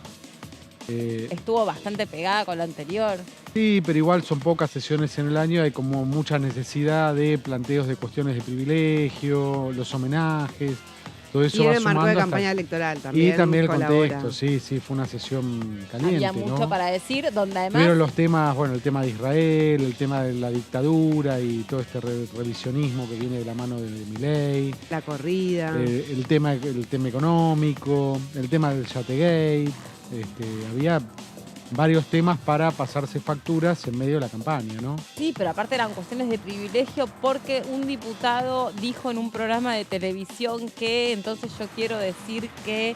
Porque claro, también la particularidad es que los candidatos son todos diputados. Bueno, sí. Menos Sergio Massa. Sí, hay 3, ¿no? Y menos Bullrich. Y claro, y Patricia Bullrich tampoco. Schiaretti es gobernador, pero... No, bueno, pero es verdad, fueron todos diputados, todos pasaron por estas funciones. Y después está ese factor que, bueno, pues aquí hubo proyectos, en algún momento dijeron, cuando llegó Massa, ¿se acuerdan? Como presidente de la Cámara, que venía con ideas innovadoras. Sí. Una de esas ideas fue terminar con las sesiones estas maratónicas. Pero esa parte la sesión terminó a las 6 de la mañana. 6. Sí. Y hubo proyecto, se discutió. Faltó un proyecto a tratar, pero se quedó sin quórum la Sí. sesión. Y no lo pudieron tratar, el de la trazabilidad de la pesca. Si no hubiese tardado, hubiese tenido un rato más de sesión. Pero hubo esta idea de terminar con las sesiones maratónicas y no se pudo. No se logró. Mira, lo vamos a charlar con nuestra próxima invitada.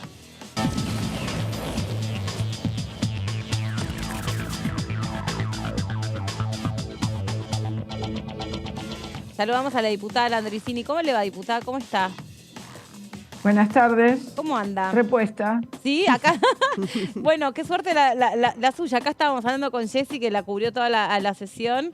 Y bueno, todavía no se repuso. No. Le confesamos que todavía no se repuso. Está así como... Yo debo tener cuero duro, porque dormí 2 horas. Oh. Sí, y seguí de largo todo el día y viajé de regreso y aquí estoy. Bueno, está como los adolescentes, ¿vieron? Que pueden dormir claro. 2 horas y se van a la facultad. Un poquito más grande. Sí. Diputada, usted particularmente debe estar muy contenta con el proyecto del GNL, ¿no? La verdad que estoy contenta casi con todos. Ajá. O por decir con todos, porque... haber podido aprobar lo que tiene que ver con la capacitación de discapacidad, con compra sin IVA, con ley de alquileres, con el proyecto de promoción a la extracción y licuefacción de gas natural licuado, las plantas de licuefacción que se van a poder construir y para exportar en un mundo tan incierto como el que tenemos hoy, ¿no? Claro. Y también, por supuesto, el régimen para industria del calzado.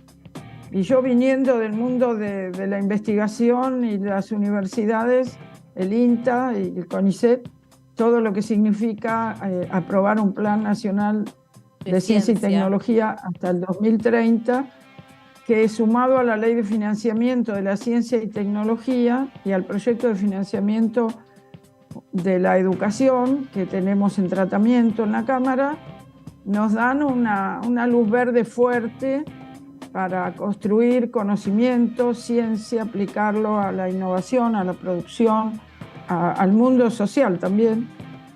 Y bueno, son un montón de iniciativas que entre el Senado y diputados pudimos obtener. Uh-huh. Y le quiero consultar específicamente por este régimen especial para la producción de gas natural licuado, si nos puede sintetizar o explicar o bajar un poco al llano cuál va a ser el provecho que se le va a sacar y cuál va a ser particularmente la ganancia para la provincia. Bueno, en realidad es un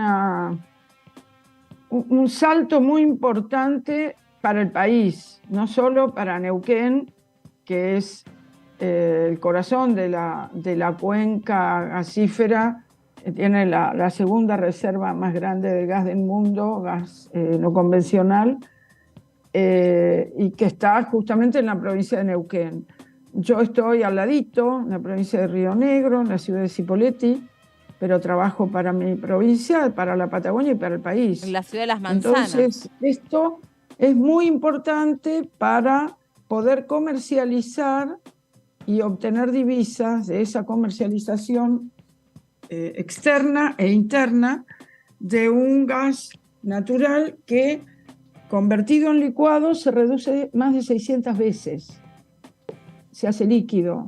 Se puede trasladar por gasoductos y después por los barcos metaneros hacia el mundo y obtener de allí divisas que oxigenen nuestras cuentas externas, permitan una fluida importación de otros bienes que Argentina no posee, sean recursos naturales o sean bienes industriales o servicios, y oxigena nuestras cuentas públicas y también genera empleo, inversión industrial, inversión en tecnología en nuestras cuencas de petróleo y gas.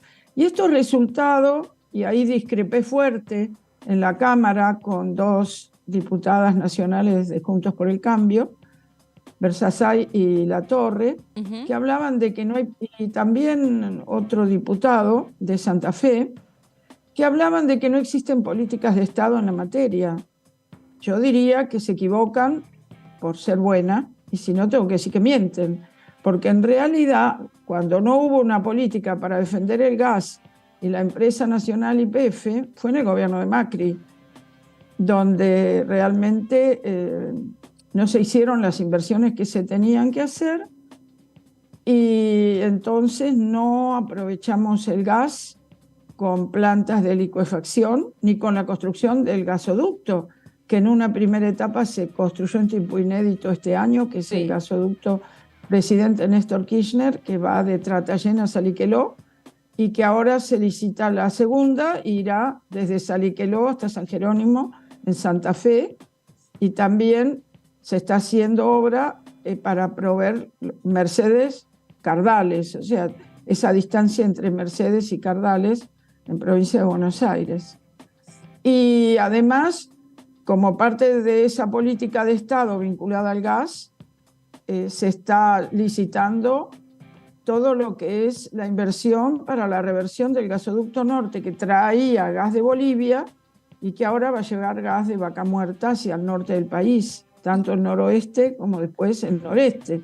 Y también se acompaña de inversiones en petróleo, como es la inversión para la venta de crudo a Chile, a plantas que lo refinan en el sur de Chile, y lo que va a ser el oleoducto Vaca Muerta Sur, que tiene que ver con llevar petróleo crudo a la zona de Punta Colorada, en Sierra Grande, donde se va a construir la planta de almacenamiento más grande de petróleo crudo de Sudamérica, y de allí saldrán los barcos que vendan petróleo crudo al mundo, porque somos la cuarta reserva mundial de crudo no convencional que se denomina shale oil y que está en plena producción récord, tanto el petróleo no convencional como el gas, como la baja de costos en los procesos de extracción y de separación y de procesamiento, y se está construyendo todo lo necesario para poner en marcha el ferrocarril hasta Añelo, para traer los insumos, para traer las arenas, para traer equipamiento. Y se acaba de terminar una carretera en la zona de la cuenca neuquina para descongestionar el tráfico de camiones, equipos y camionetas y coches en la ruta 7 que une Neuquén con Añelo. Y estamos caminando hacia la transición energética de manera sólida, también con energías renovables derivadas del viento, del sol, del viento en Bahía Blanca, en Puerto Madryn, aquí en la zona de Patagonia Norte, y en el caso del sol, en las provincias del noroeste argentino. Se ha modernizado la refinería de Luján de Cuyo, de YPF, que va a recibir petróleo liviano del shale oil de Vaca Muerta, y se ha ampliado el oleoducto de Oldelval, que lleva crudo desde la cuenca neuquina, zona Vaca Muerta, hasta Puerto Rosales, en la provincia de Buenos Aires, muy próximo a Bahía Blanca, desde donde, desde la planta de almacenamiento más grande actual, se exporta crudo a distintos países del mundo.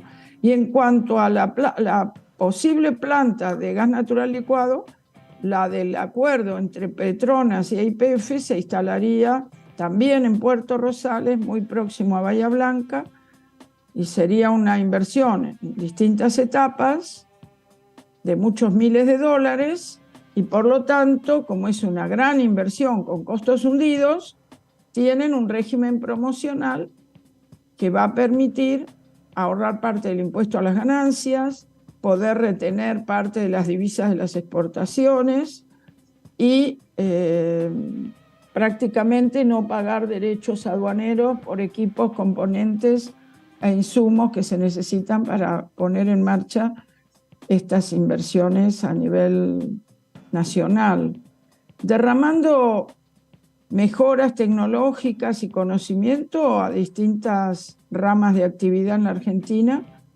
que están enlazadas con la construcción de esta futura planta de licuefacción, que están enlazadas en la formación de ingenieros y técnicos y en el entrenamiento y capacitación de operarios, en la construcción de instalaciones.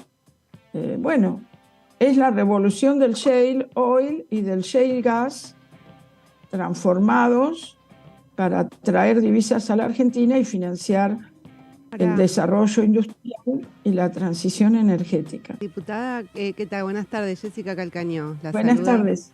¿Cómo le va?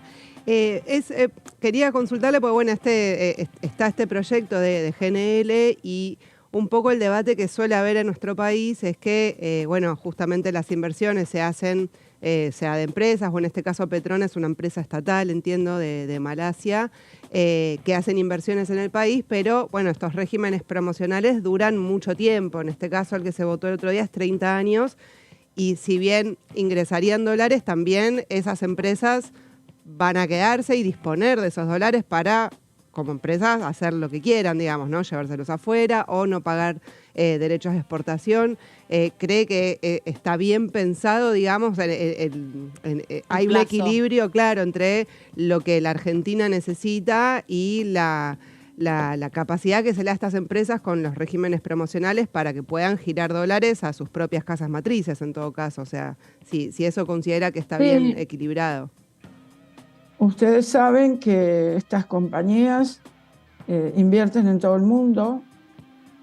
El gas natural licuado es como decir hoy la niña bonita de los mercados internacionales para reemplazar los combustibles fósiles líquidos y avanzar en la transición energética hacia el gas, que es menos negativo su impacto en el calentamiento global, hasta ir a futuro casi en un 100% a energías renovables, como son las del viento, las del agua, las del sol o la nuclear.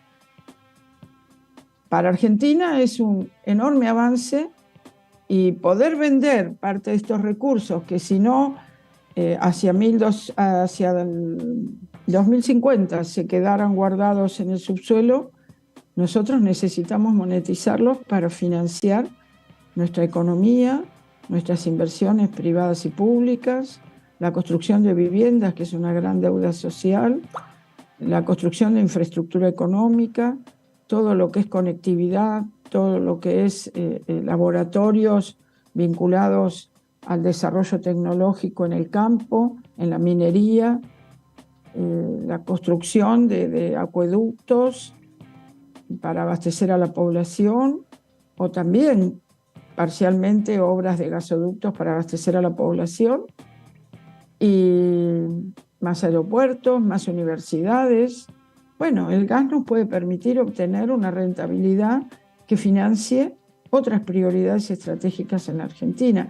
De hecho, la transición energética es una cosa que requiere infinitos fondos para poder reconvertirnos del fuel oil y demás a tener, por ejemplo, vehículos con nuevas fuentes de combustión, para tener cambios en la industria en tal sentido, y todo eso requiere contar con dinero para financiar estas reconversiones. Está calculado el dinero que se necesita y son sumas inmensas, con lo cual, si nosotros parte de esa necesidad de fondos lo podemos cubrir a partir de la exportación de gas natural licuado, y bueno, va a ser una cosa muy importante, como si también podemos parte de ello financiarlo con la venta de litio y sus derivados, y con la venta del campo, ¿no? Como siempre. Diputada, otro de los proyectos, bueno, que tuvo media sanción, usted dijo que estaba muy conforme en general con toda la sesión,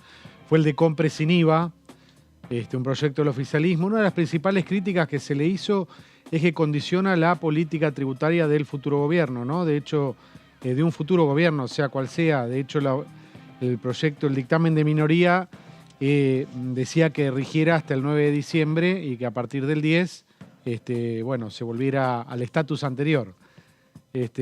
¿Cuál es su mirada? Usted sabe que punto? Cuando yo escucho esas cosas de sí. algunos diputados o de algunos economistas vinculados a las fuerzas opositoras, me da muchísima risa, porque no se espantan de habernos dejado una deuda de 45.000 millones de dólares tomada en 2 etapas entre 18 y 19, que arrastran hasta el año 2032 a la Argentina para devolver, y que nos han obligado a poner un cinturón en la garganta de los argentinos y argentinas para poder firmar acuerdos que permitan devolver ese dinero que el Estado argentino tomó y que no sirvió para nada más que para la fuga, la reconversión a dólar de ahorros especificados de sectores especulativos y su salida de los mercados financieros argentinos. Entonces, si eso no fue condicionamiento, que alguien me diga qué quiere decir la palabra condicionamiento. O sea, que nosotros pongamos Compre sin IVA son monedas al lado de eso, más allá de que pueda representar el 1% del PBI, pero eso vuelve porque se termina pudiendo tener o retener un poco de la parte de los ingresos percibidos y poder volver a gastar en otros rubros, y eso incentivar las distintas ramas de la actividad económica. Así que, bueno, me parece, además, que como el IVA es el impuesto más regresivo que existe, es una gran alegría haberlo podido pensar en la devolución para tantos millones de argentinos como se está logrando. Diputada, le quiero preguntar también por el tono que por momentos tuvo la sesión, esta actitud que tomó sobre la presidenta de la Cámara de Diputados, Cecilia Moró, el diputado Iglesias. El otro día estaba acá presente el diputado Martínez y le pregunté, ¿no existe una actitud de desagravio o que el resto de las mujeres, incluso de Juntas por el Cambio, le pongan un límite a este señor? ¿Existe algún tipo de sanción o de revisación sobre esa inconducta que tuvo? Y se podría suspenderlo de la Cámara, ¿no? Pero fíjese usted que se quedó hasta Milman en todo este año en la Cámara, cuando está en proceso judicial por pruebas que existen y otras que se están terminando de comprobar, sí, respecto a su participación en distintos procesos que han tenido algún grado de complicidad o de intervención en el intento de asesinato de la vicepresidenta Cristina Fernández de Kirchner. Esto lo manifiesta la justicia y testimonios, ¿no? No lo invento yo. eso es más grave que lo de Iglesias todavía, a pesar que lo de Iglesias es misógino permanente, no es la primera vez que le ataca a Cecilia Moró, pero también está acostumbrado a atacar a la vicepresidenta. El día que elegimos a Cecilia Moró presidenta, si ustedes buscan los archivos, encontrarán no solo expresiones orales, sino imágenes de gestos absolutamente, ¿cómo ponerle un nombre? Asquerosos, por decir algo, horribles, los gestos que le hizo a Cecilia Moró. Sí. Busquen ustedes las imágenes Sí, las de recordamos. esa fecha. Imagínense que acá estábamos, así que sí Así lo recordábamos. Sí. Imagínese usted el respeto que merece por la investidura y por la persona, por su familia. El apellido Moró no es un apellido y digo, más allá cualquiera de eso, tampoco, ¿no? es un Claro. apellido de fuerte raigambre democrática, ¿no?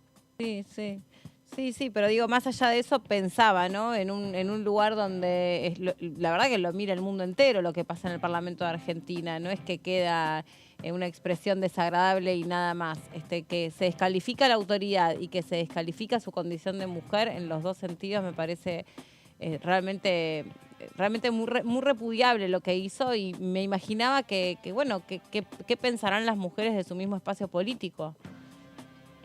Repudiable.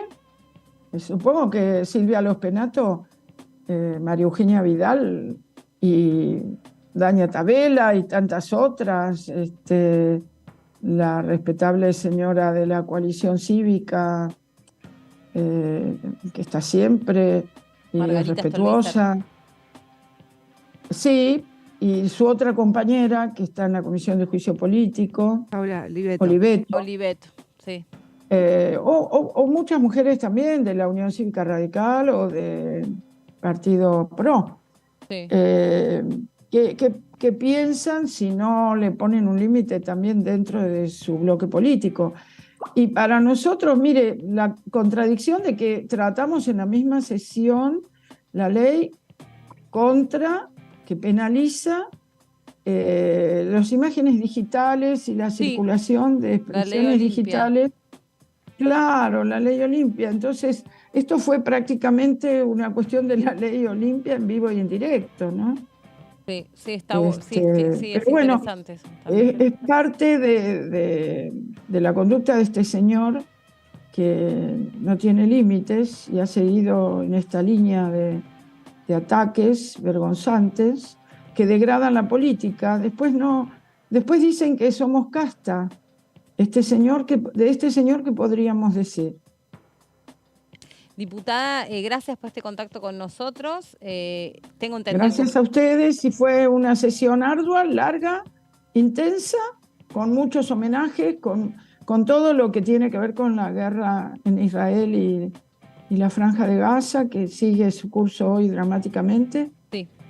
Y también con homenajes que tuvieron que ver como las expresiones de Daniel Golán, por Memoria, Verdad y Justicia y contra el negacionismo, de Villarroel, de Milei y de algunos otros. Muy amables ustedes por la comunicación. Ojalá que pueda descansar entonces estos días de fin de semana, diputada Landricini, le mandamos un saludo. Sí, estamos en plena campaña, así que bueno, pum para arriba. Gracias. Chao, gracias. Y sí, no es precisamente un fin de semana, pero un ratito, una siestita, una desconexión, hay que hacerlo. Eso también es importante. Alguno de los días, por lo menos. De hecho, en toda la discusión que se da por la reducción de la jornada laboral, hay como un repensar sobre el ocio y cómo el ocio también es muy necesario en el sistema productivo. Sí, y bueno, y un señor de la UIA que vino, un representante de la UIA. Estaba pensando lo mismo. Que se hizo muy viral el video que dijo, ¿quieren tiempo libre? ¿Para qué? Como claro. Muy indignado. El señor por ahí se pensó que también éramos hechos por inteligencia artificial. Y resulta que no, resulta que somos seres humanos.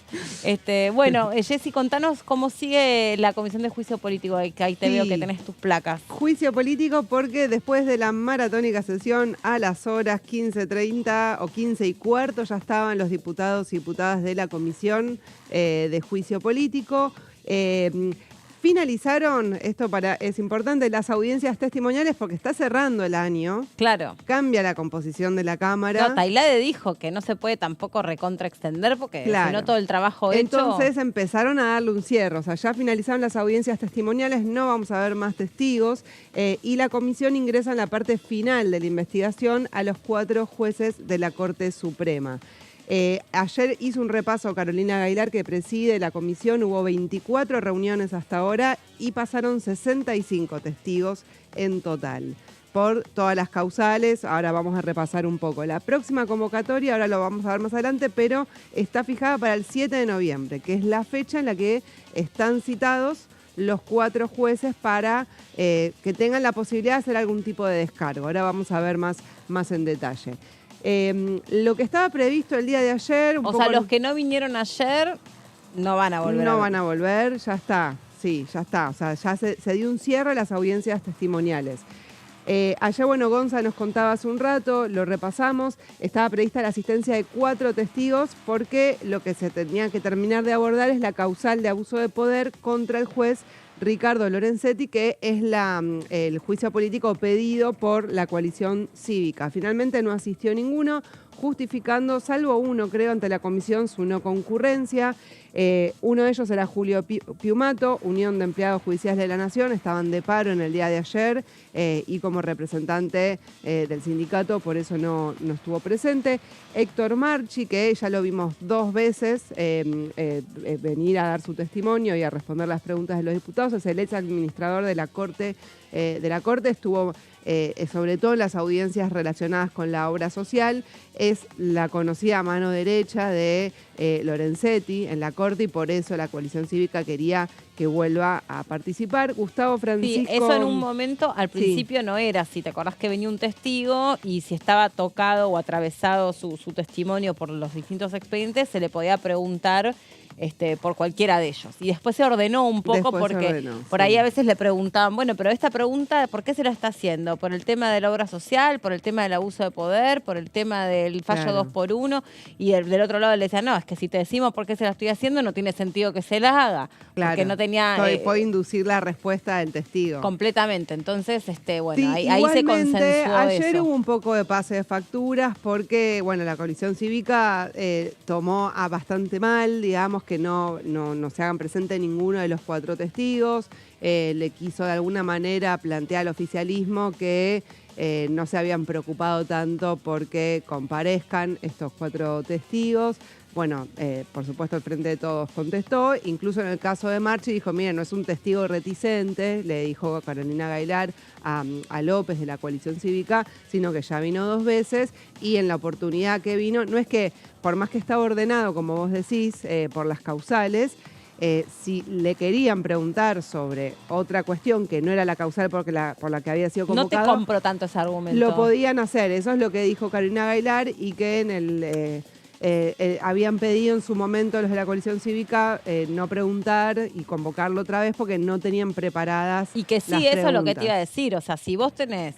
esa es mi mirada, que nadie me la pidió, ¿no? Por otra parte, yo trabajo de darle igual a mi punto de vista. No, vos tenés ahí un causal y estás, trabajaste profundamente, elaboraste preguntas, te concentraste en ver qué objeto qué va a traer de nuevo ese testigo para el objeto que se está tratando de reunir como un nuevo causal para juicio político y de repente vos decís, desaprovechaste la oportunidad, le hubieras preguntado cuando vino por tal o cual. Y pero si todavía no me metí en tal o cual, puedo tener una somera idea, pero una cosa es trabajar exhaustivamente en un expediente y poder preguntar en ese sentido. A nosotros como periodistas también nos pasa. Decís, no le preguntamos por tal cosa. Y pero no tenés todos los temas todo el tiempo en radar. No se puede.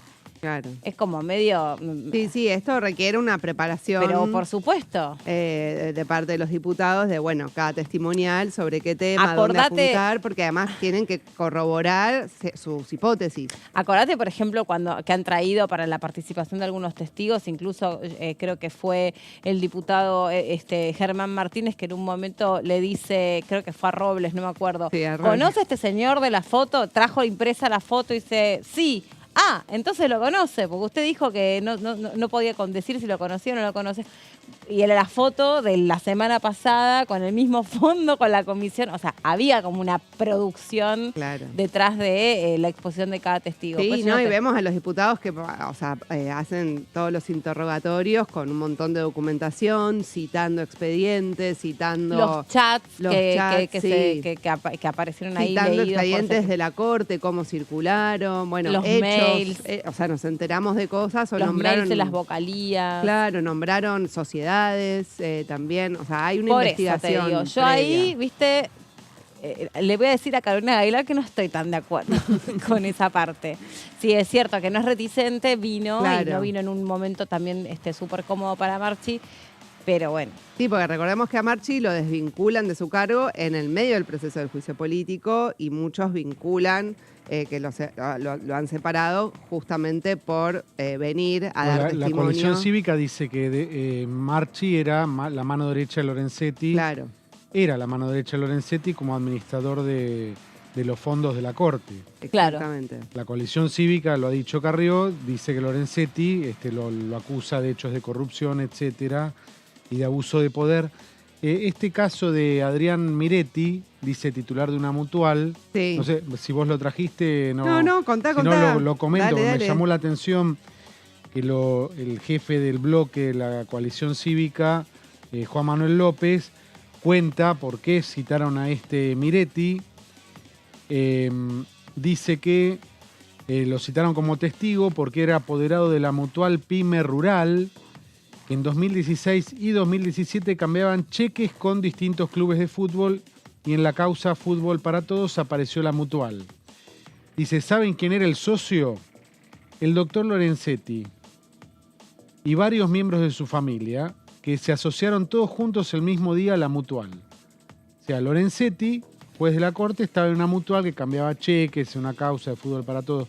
Por eso lo llevan a Miretti, apoderado de la mutual, ¿no?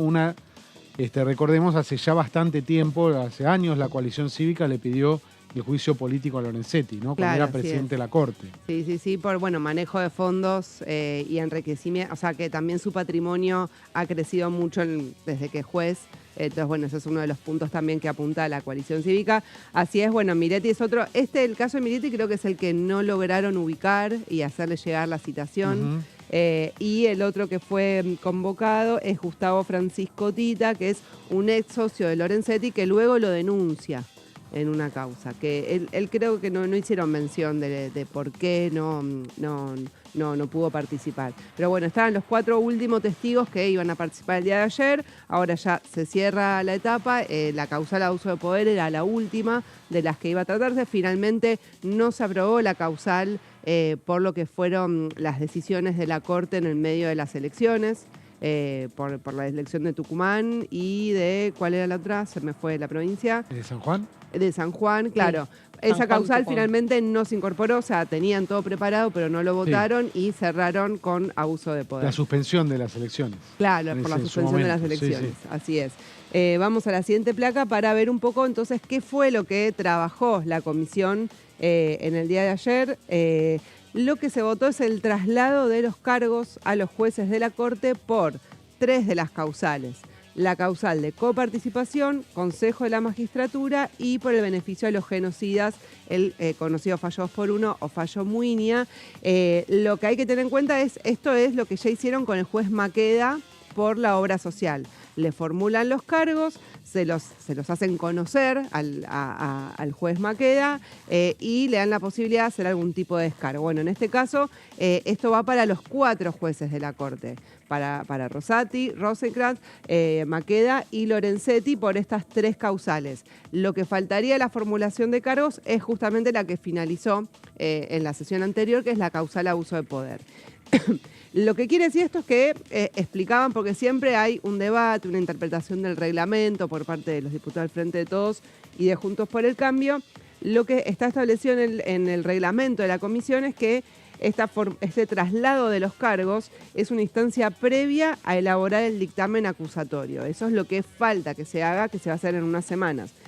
Y este traslado de cargos es para darle la posibilidad a los acusados de realizar un descargo y tener voz en el proceso de investigación.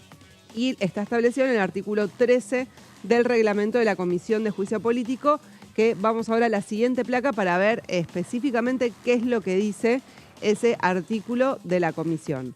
Lo que se plantea es que una vez que están reunidas las actuaciones sumariales, se cite al denunciado, en este caso los 4 jueces de la Corte, a fin de que, si ellos lo consideran, los acusados, informen a la comisión sobre los cargos formulados y eso se pasa a formar parte del expediente, ¿sí? Ahora, también les da la posibilidad no solo de hacerse presentes, sino que la opción que tienen es presentar un descargo por escrito que también se podría incorporar al expediente. Ahora bien, lo que establece el artículo es que esto no es obligatorio. O sea, como pasó con Maqueda, no es que está obligado a venir por la fuerza pública. Entonces, los jueces pueden optar o en venir presencialmente el 7 de noviembre o en presentar un escrito o no venir directamente. ¿Por qué? Porque el artículo dice que la incomparecencia o inacción en esta etapa del proceso del denunciado no constituirá impedimento para que continúe el juicio político y que eso no implica que en el caso de que no quieran hacer ningún tipo de descargo, no impide el oportuno ejercicio de defensa que el ejercicio de la defensa de los acusados se hace cuando llega al Senado. Que entonces ellos van a tener su oportunidad igualmente de la legítima defensa. Así que esto es el planteo del artículo 13. Ahora vamos a la siguiente placa a ver un poco cuáles son los cargos que se leyeron en el día de ayer. Estos son solo algunos porque enumeraron varios. En algunos casos están focalizados en uno de los jueces, por ejemplo, del juez Rosati, tenía algunos cargos en particular y después el resto de los jueces tenían otros, pero algunos englobaban a todos. En el caso de la causal de coparticipación, recordemos que es por los fondos que interviene un fallo de la Corte Suprema para establecer un nuevo porcentaje de coparticipación que le correspondería a la Ciudad de Buenos Aires. Ahí los cargos que se formularon fueron arrogarse facultades legislativas, porque está todo el debate de cómo se fijan los porcentajes de la coparticipación, que eso es algo que fijó la reforma del 94 y nunca se volvió a poner en discusión. Pero bueno, la Corte fijó un porcentaje, entonces el cargo es que están arrogándose una facultad que no corresponde al Poder Judicial, sino que lo tiene que hacer el Congreso. El otro es haber resuelto con una cautelar la cuestión de fondo, es decir, la cautelar es como una medida de emergencia, digamos, por un periodo, digamos, no es que el problema justamente de la cuestión de fondo es lo que tiene que resolver el Congreso sobre el régimen de coparticipación. Y después no dar intervención a la unidad de análisis económico. Uno de los puntos fuertes en todo lo que fue la investigación de coparticipación es que no se sabe, no hay informes de la Corte de cómo llegan a ese porcentaje. Entonces, ese porcentaje que termina saliendo en el fallo. Entonces está puesto esto como uno de los cargos porque hay una unidad específica en la Corte para hacer eso y ni siquiera le pidieron su opinión ni nada. Después, por otro lado, causal Consejo de la Magistratura. Acá el cargo es recobrar vigencia a una ley derogada cuando eso es facultad del Congreso. Ahí otra vez la superposición de facultades de distintos poderes del Estado.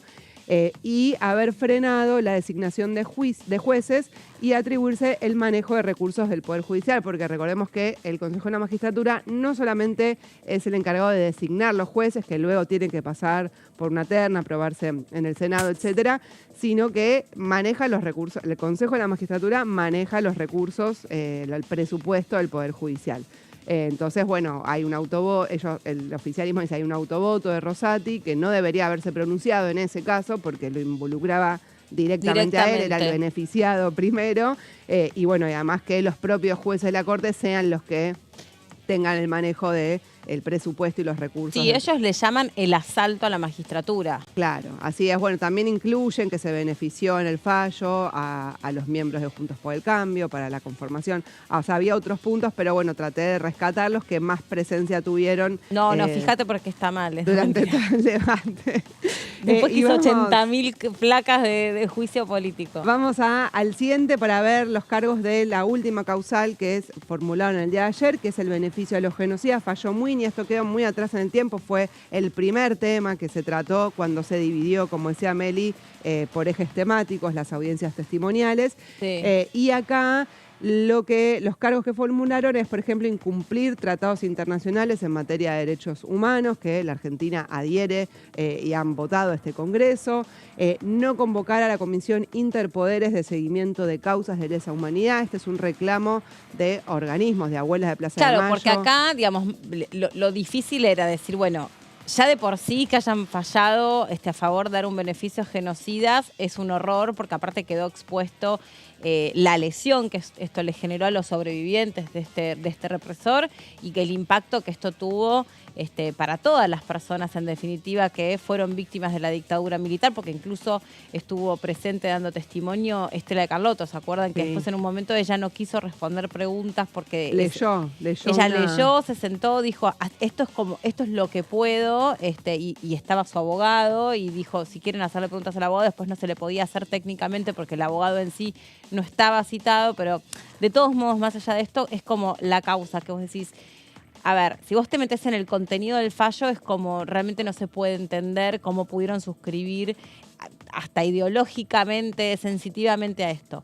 Pero acá el rulo, lo que tiene que intentar demostrar esta comisión es a qué respondió.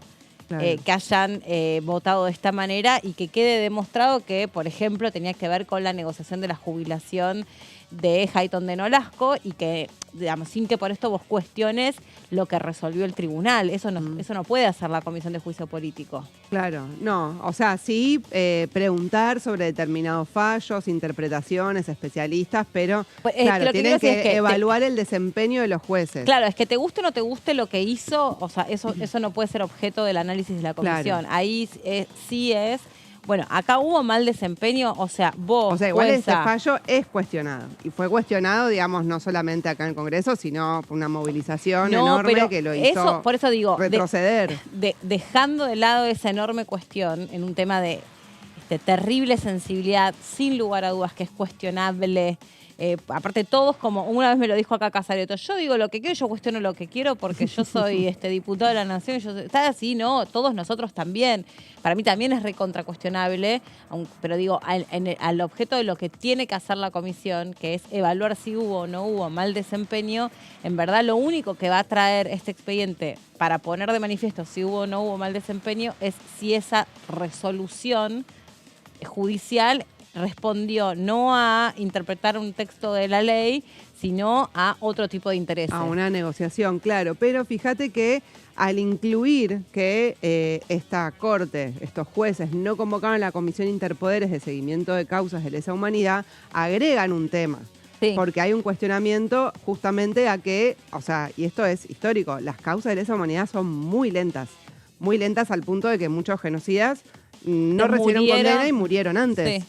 Entonces hay una pelea. Y al revés, muchas madres de víctimas también murieron sin ver justicia. Entonces, y esto es responsabilidad de los jueces de la Corte convocar a esta comisión. De hecho, hubo varias veces pedidos antes del juicio político de organismos de derechos humanos que lo solicitaban para justamente ver qué era lo que faltaba, porque también, bueno, hay que dedicar recursos, armar el tribunal, el juicio oral lleva su tiempo, bueno, o sea, todo ese proceso, bueno, se negaron a hacerlo. Y después está otro de los puntos, que es lo que vos decías, Mary, la injerencia indebida en la ex jueza Hayton de Nolasco para forzar el fallo 2x1, porque Hayton de Nolasco estaba negociando la extensión en su cargo, digamos, luego de haber cumplido 75 años, que es lo que estipula la ley. Entonces, la hipótesis de trabajo que tuvo el oficialismo es que sale el fallo Muiña a cambio, o sea, el voto de Hayton de Nolasco fue negociado a cambio de que le permitan seguir en su cargo a pesar de haber cumplido 75 años.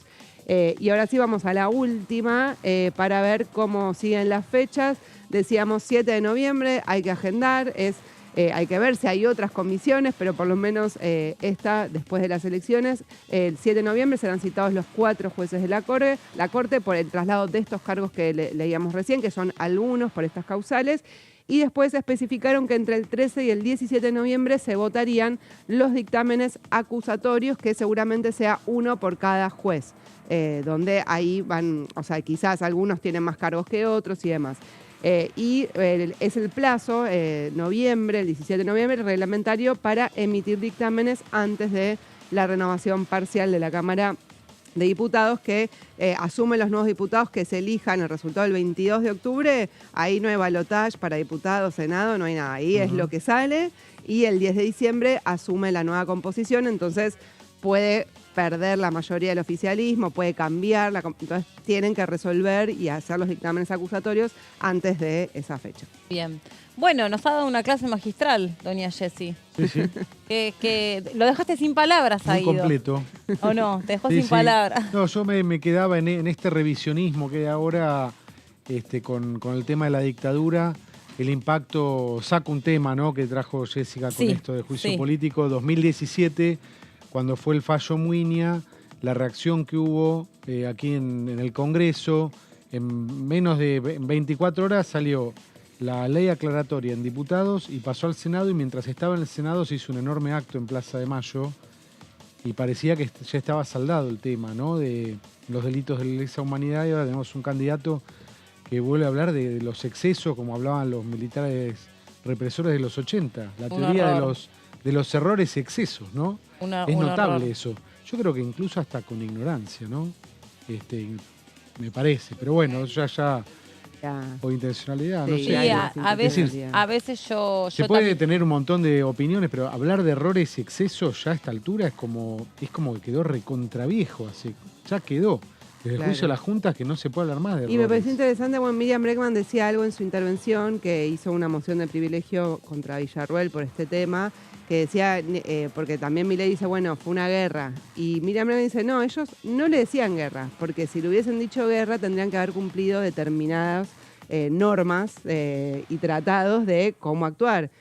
Recién dice al final de la dictadura, como le para dicen intentar guerra. Exculparse. Claro, o sea, no hubiesen podido tener los centros de tortura, o sea, hay un montón de cuestiones que no podrían haber hecho, entonces no le decían ellos ni guerra, o sea, se lo dicen recién al final después de haber cometido muchísimos crímenes la de lucha lesa humanidad. antisubversiva y otro tipo de eufemismos de la época, ¿no? Sí, Claro. sí, totalmente. Yo me quedo también con, si no lo vieron, si en ese momento no le prestaron suficiente atención, el conmovedor relato pormenorizado y duro que hace Daniel Goyan sobre la época que a él le tocó vivir, porque a veces cuando hablamos de números, ¿no? Ya que hablamos de números, 30.000 desaparecidos, también hay que pensar que detrás de cada uno de esos números hay una familia truncada, una cara de horror, una persona que murió sufriendo, que fue asesinada, que fue brutalmente ultrajada. Entonces, eso es lo que nos tiene que también quedar como ejercicio de memoria, que detrás de los números, la discusión por los números, hay historias reales, de personas reales que no merecían pasar por lo que pasaron. Y bueno, Goyan es un sobreviviente y lo pudo contar y fue estremecedor ese momento. Totalmente.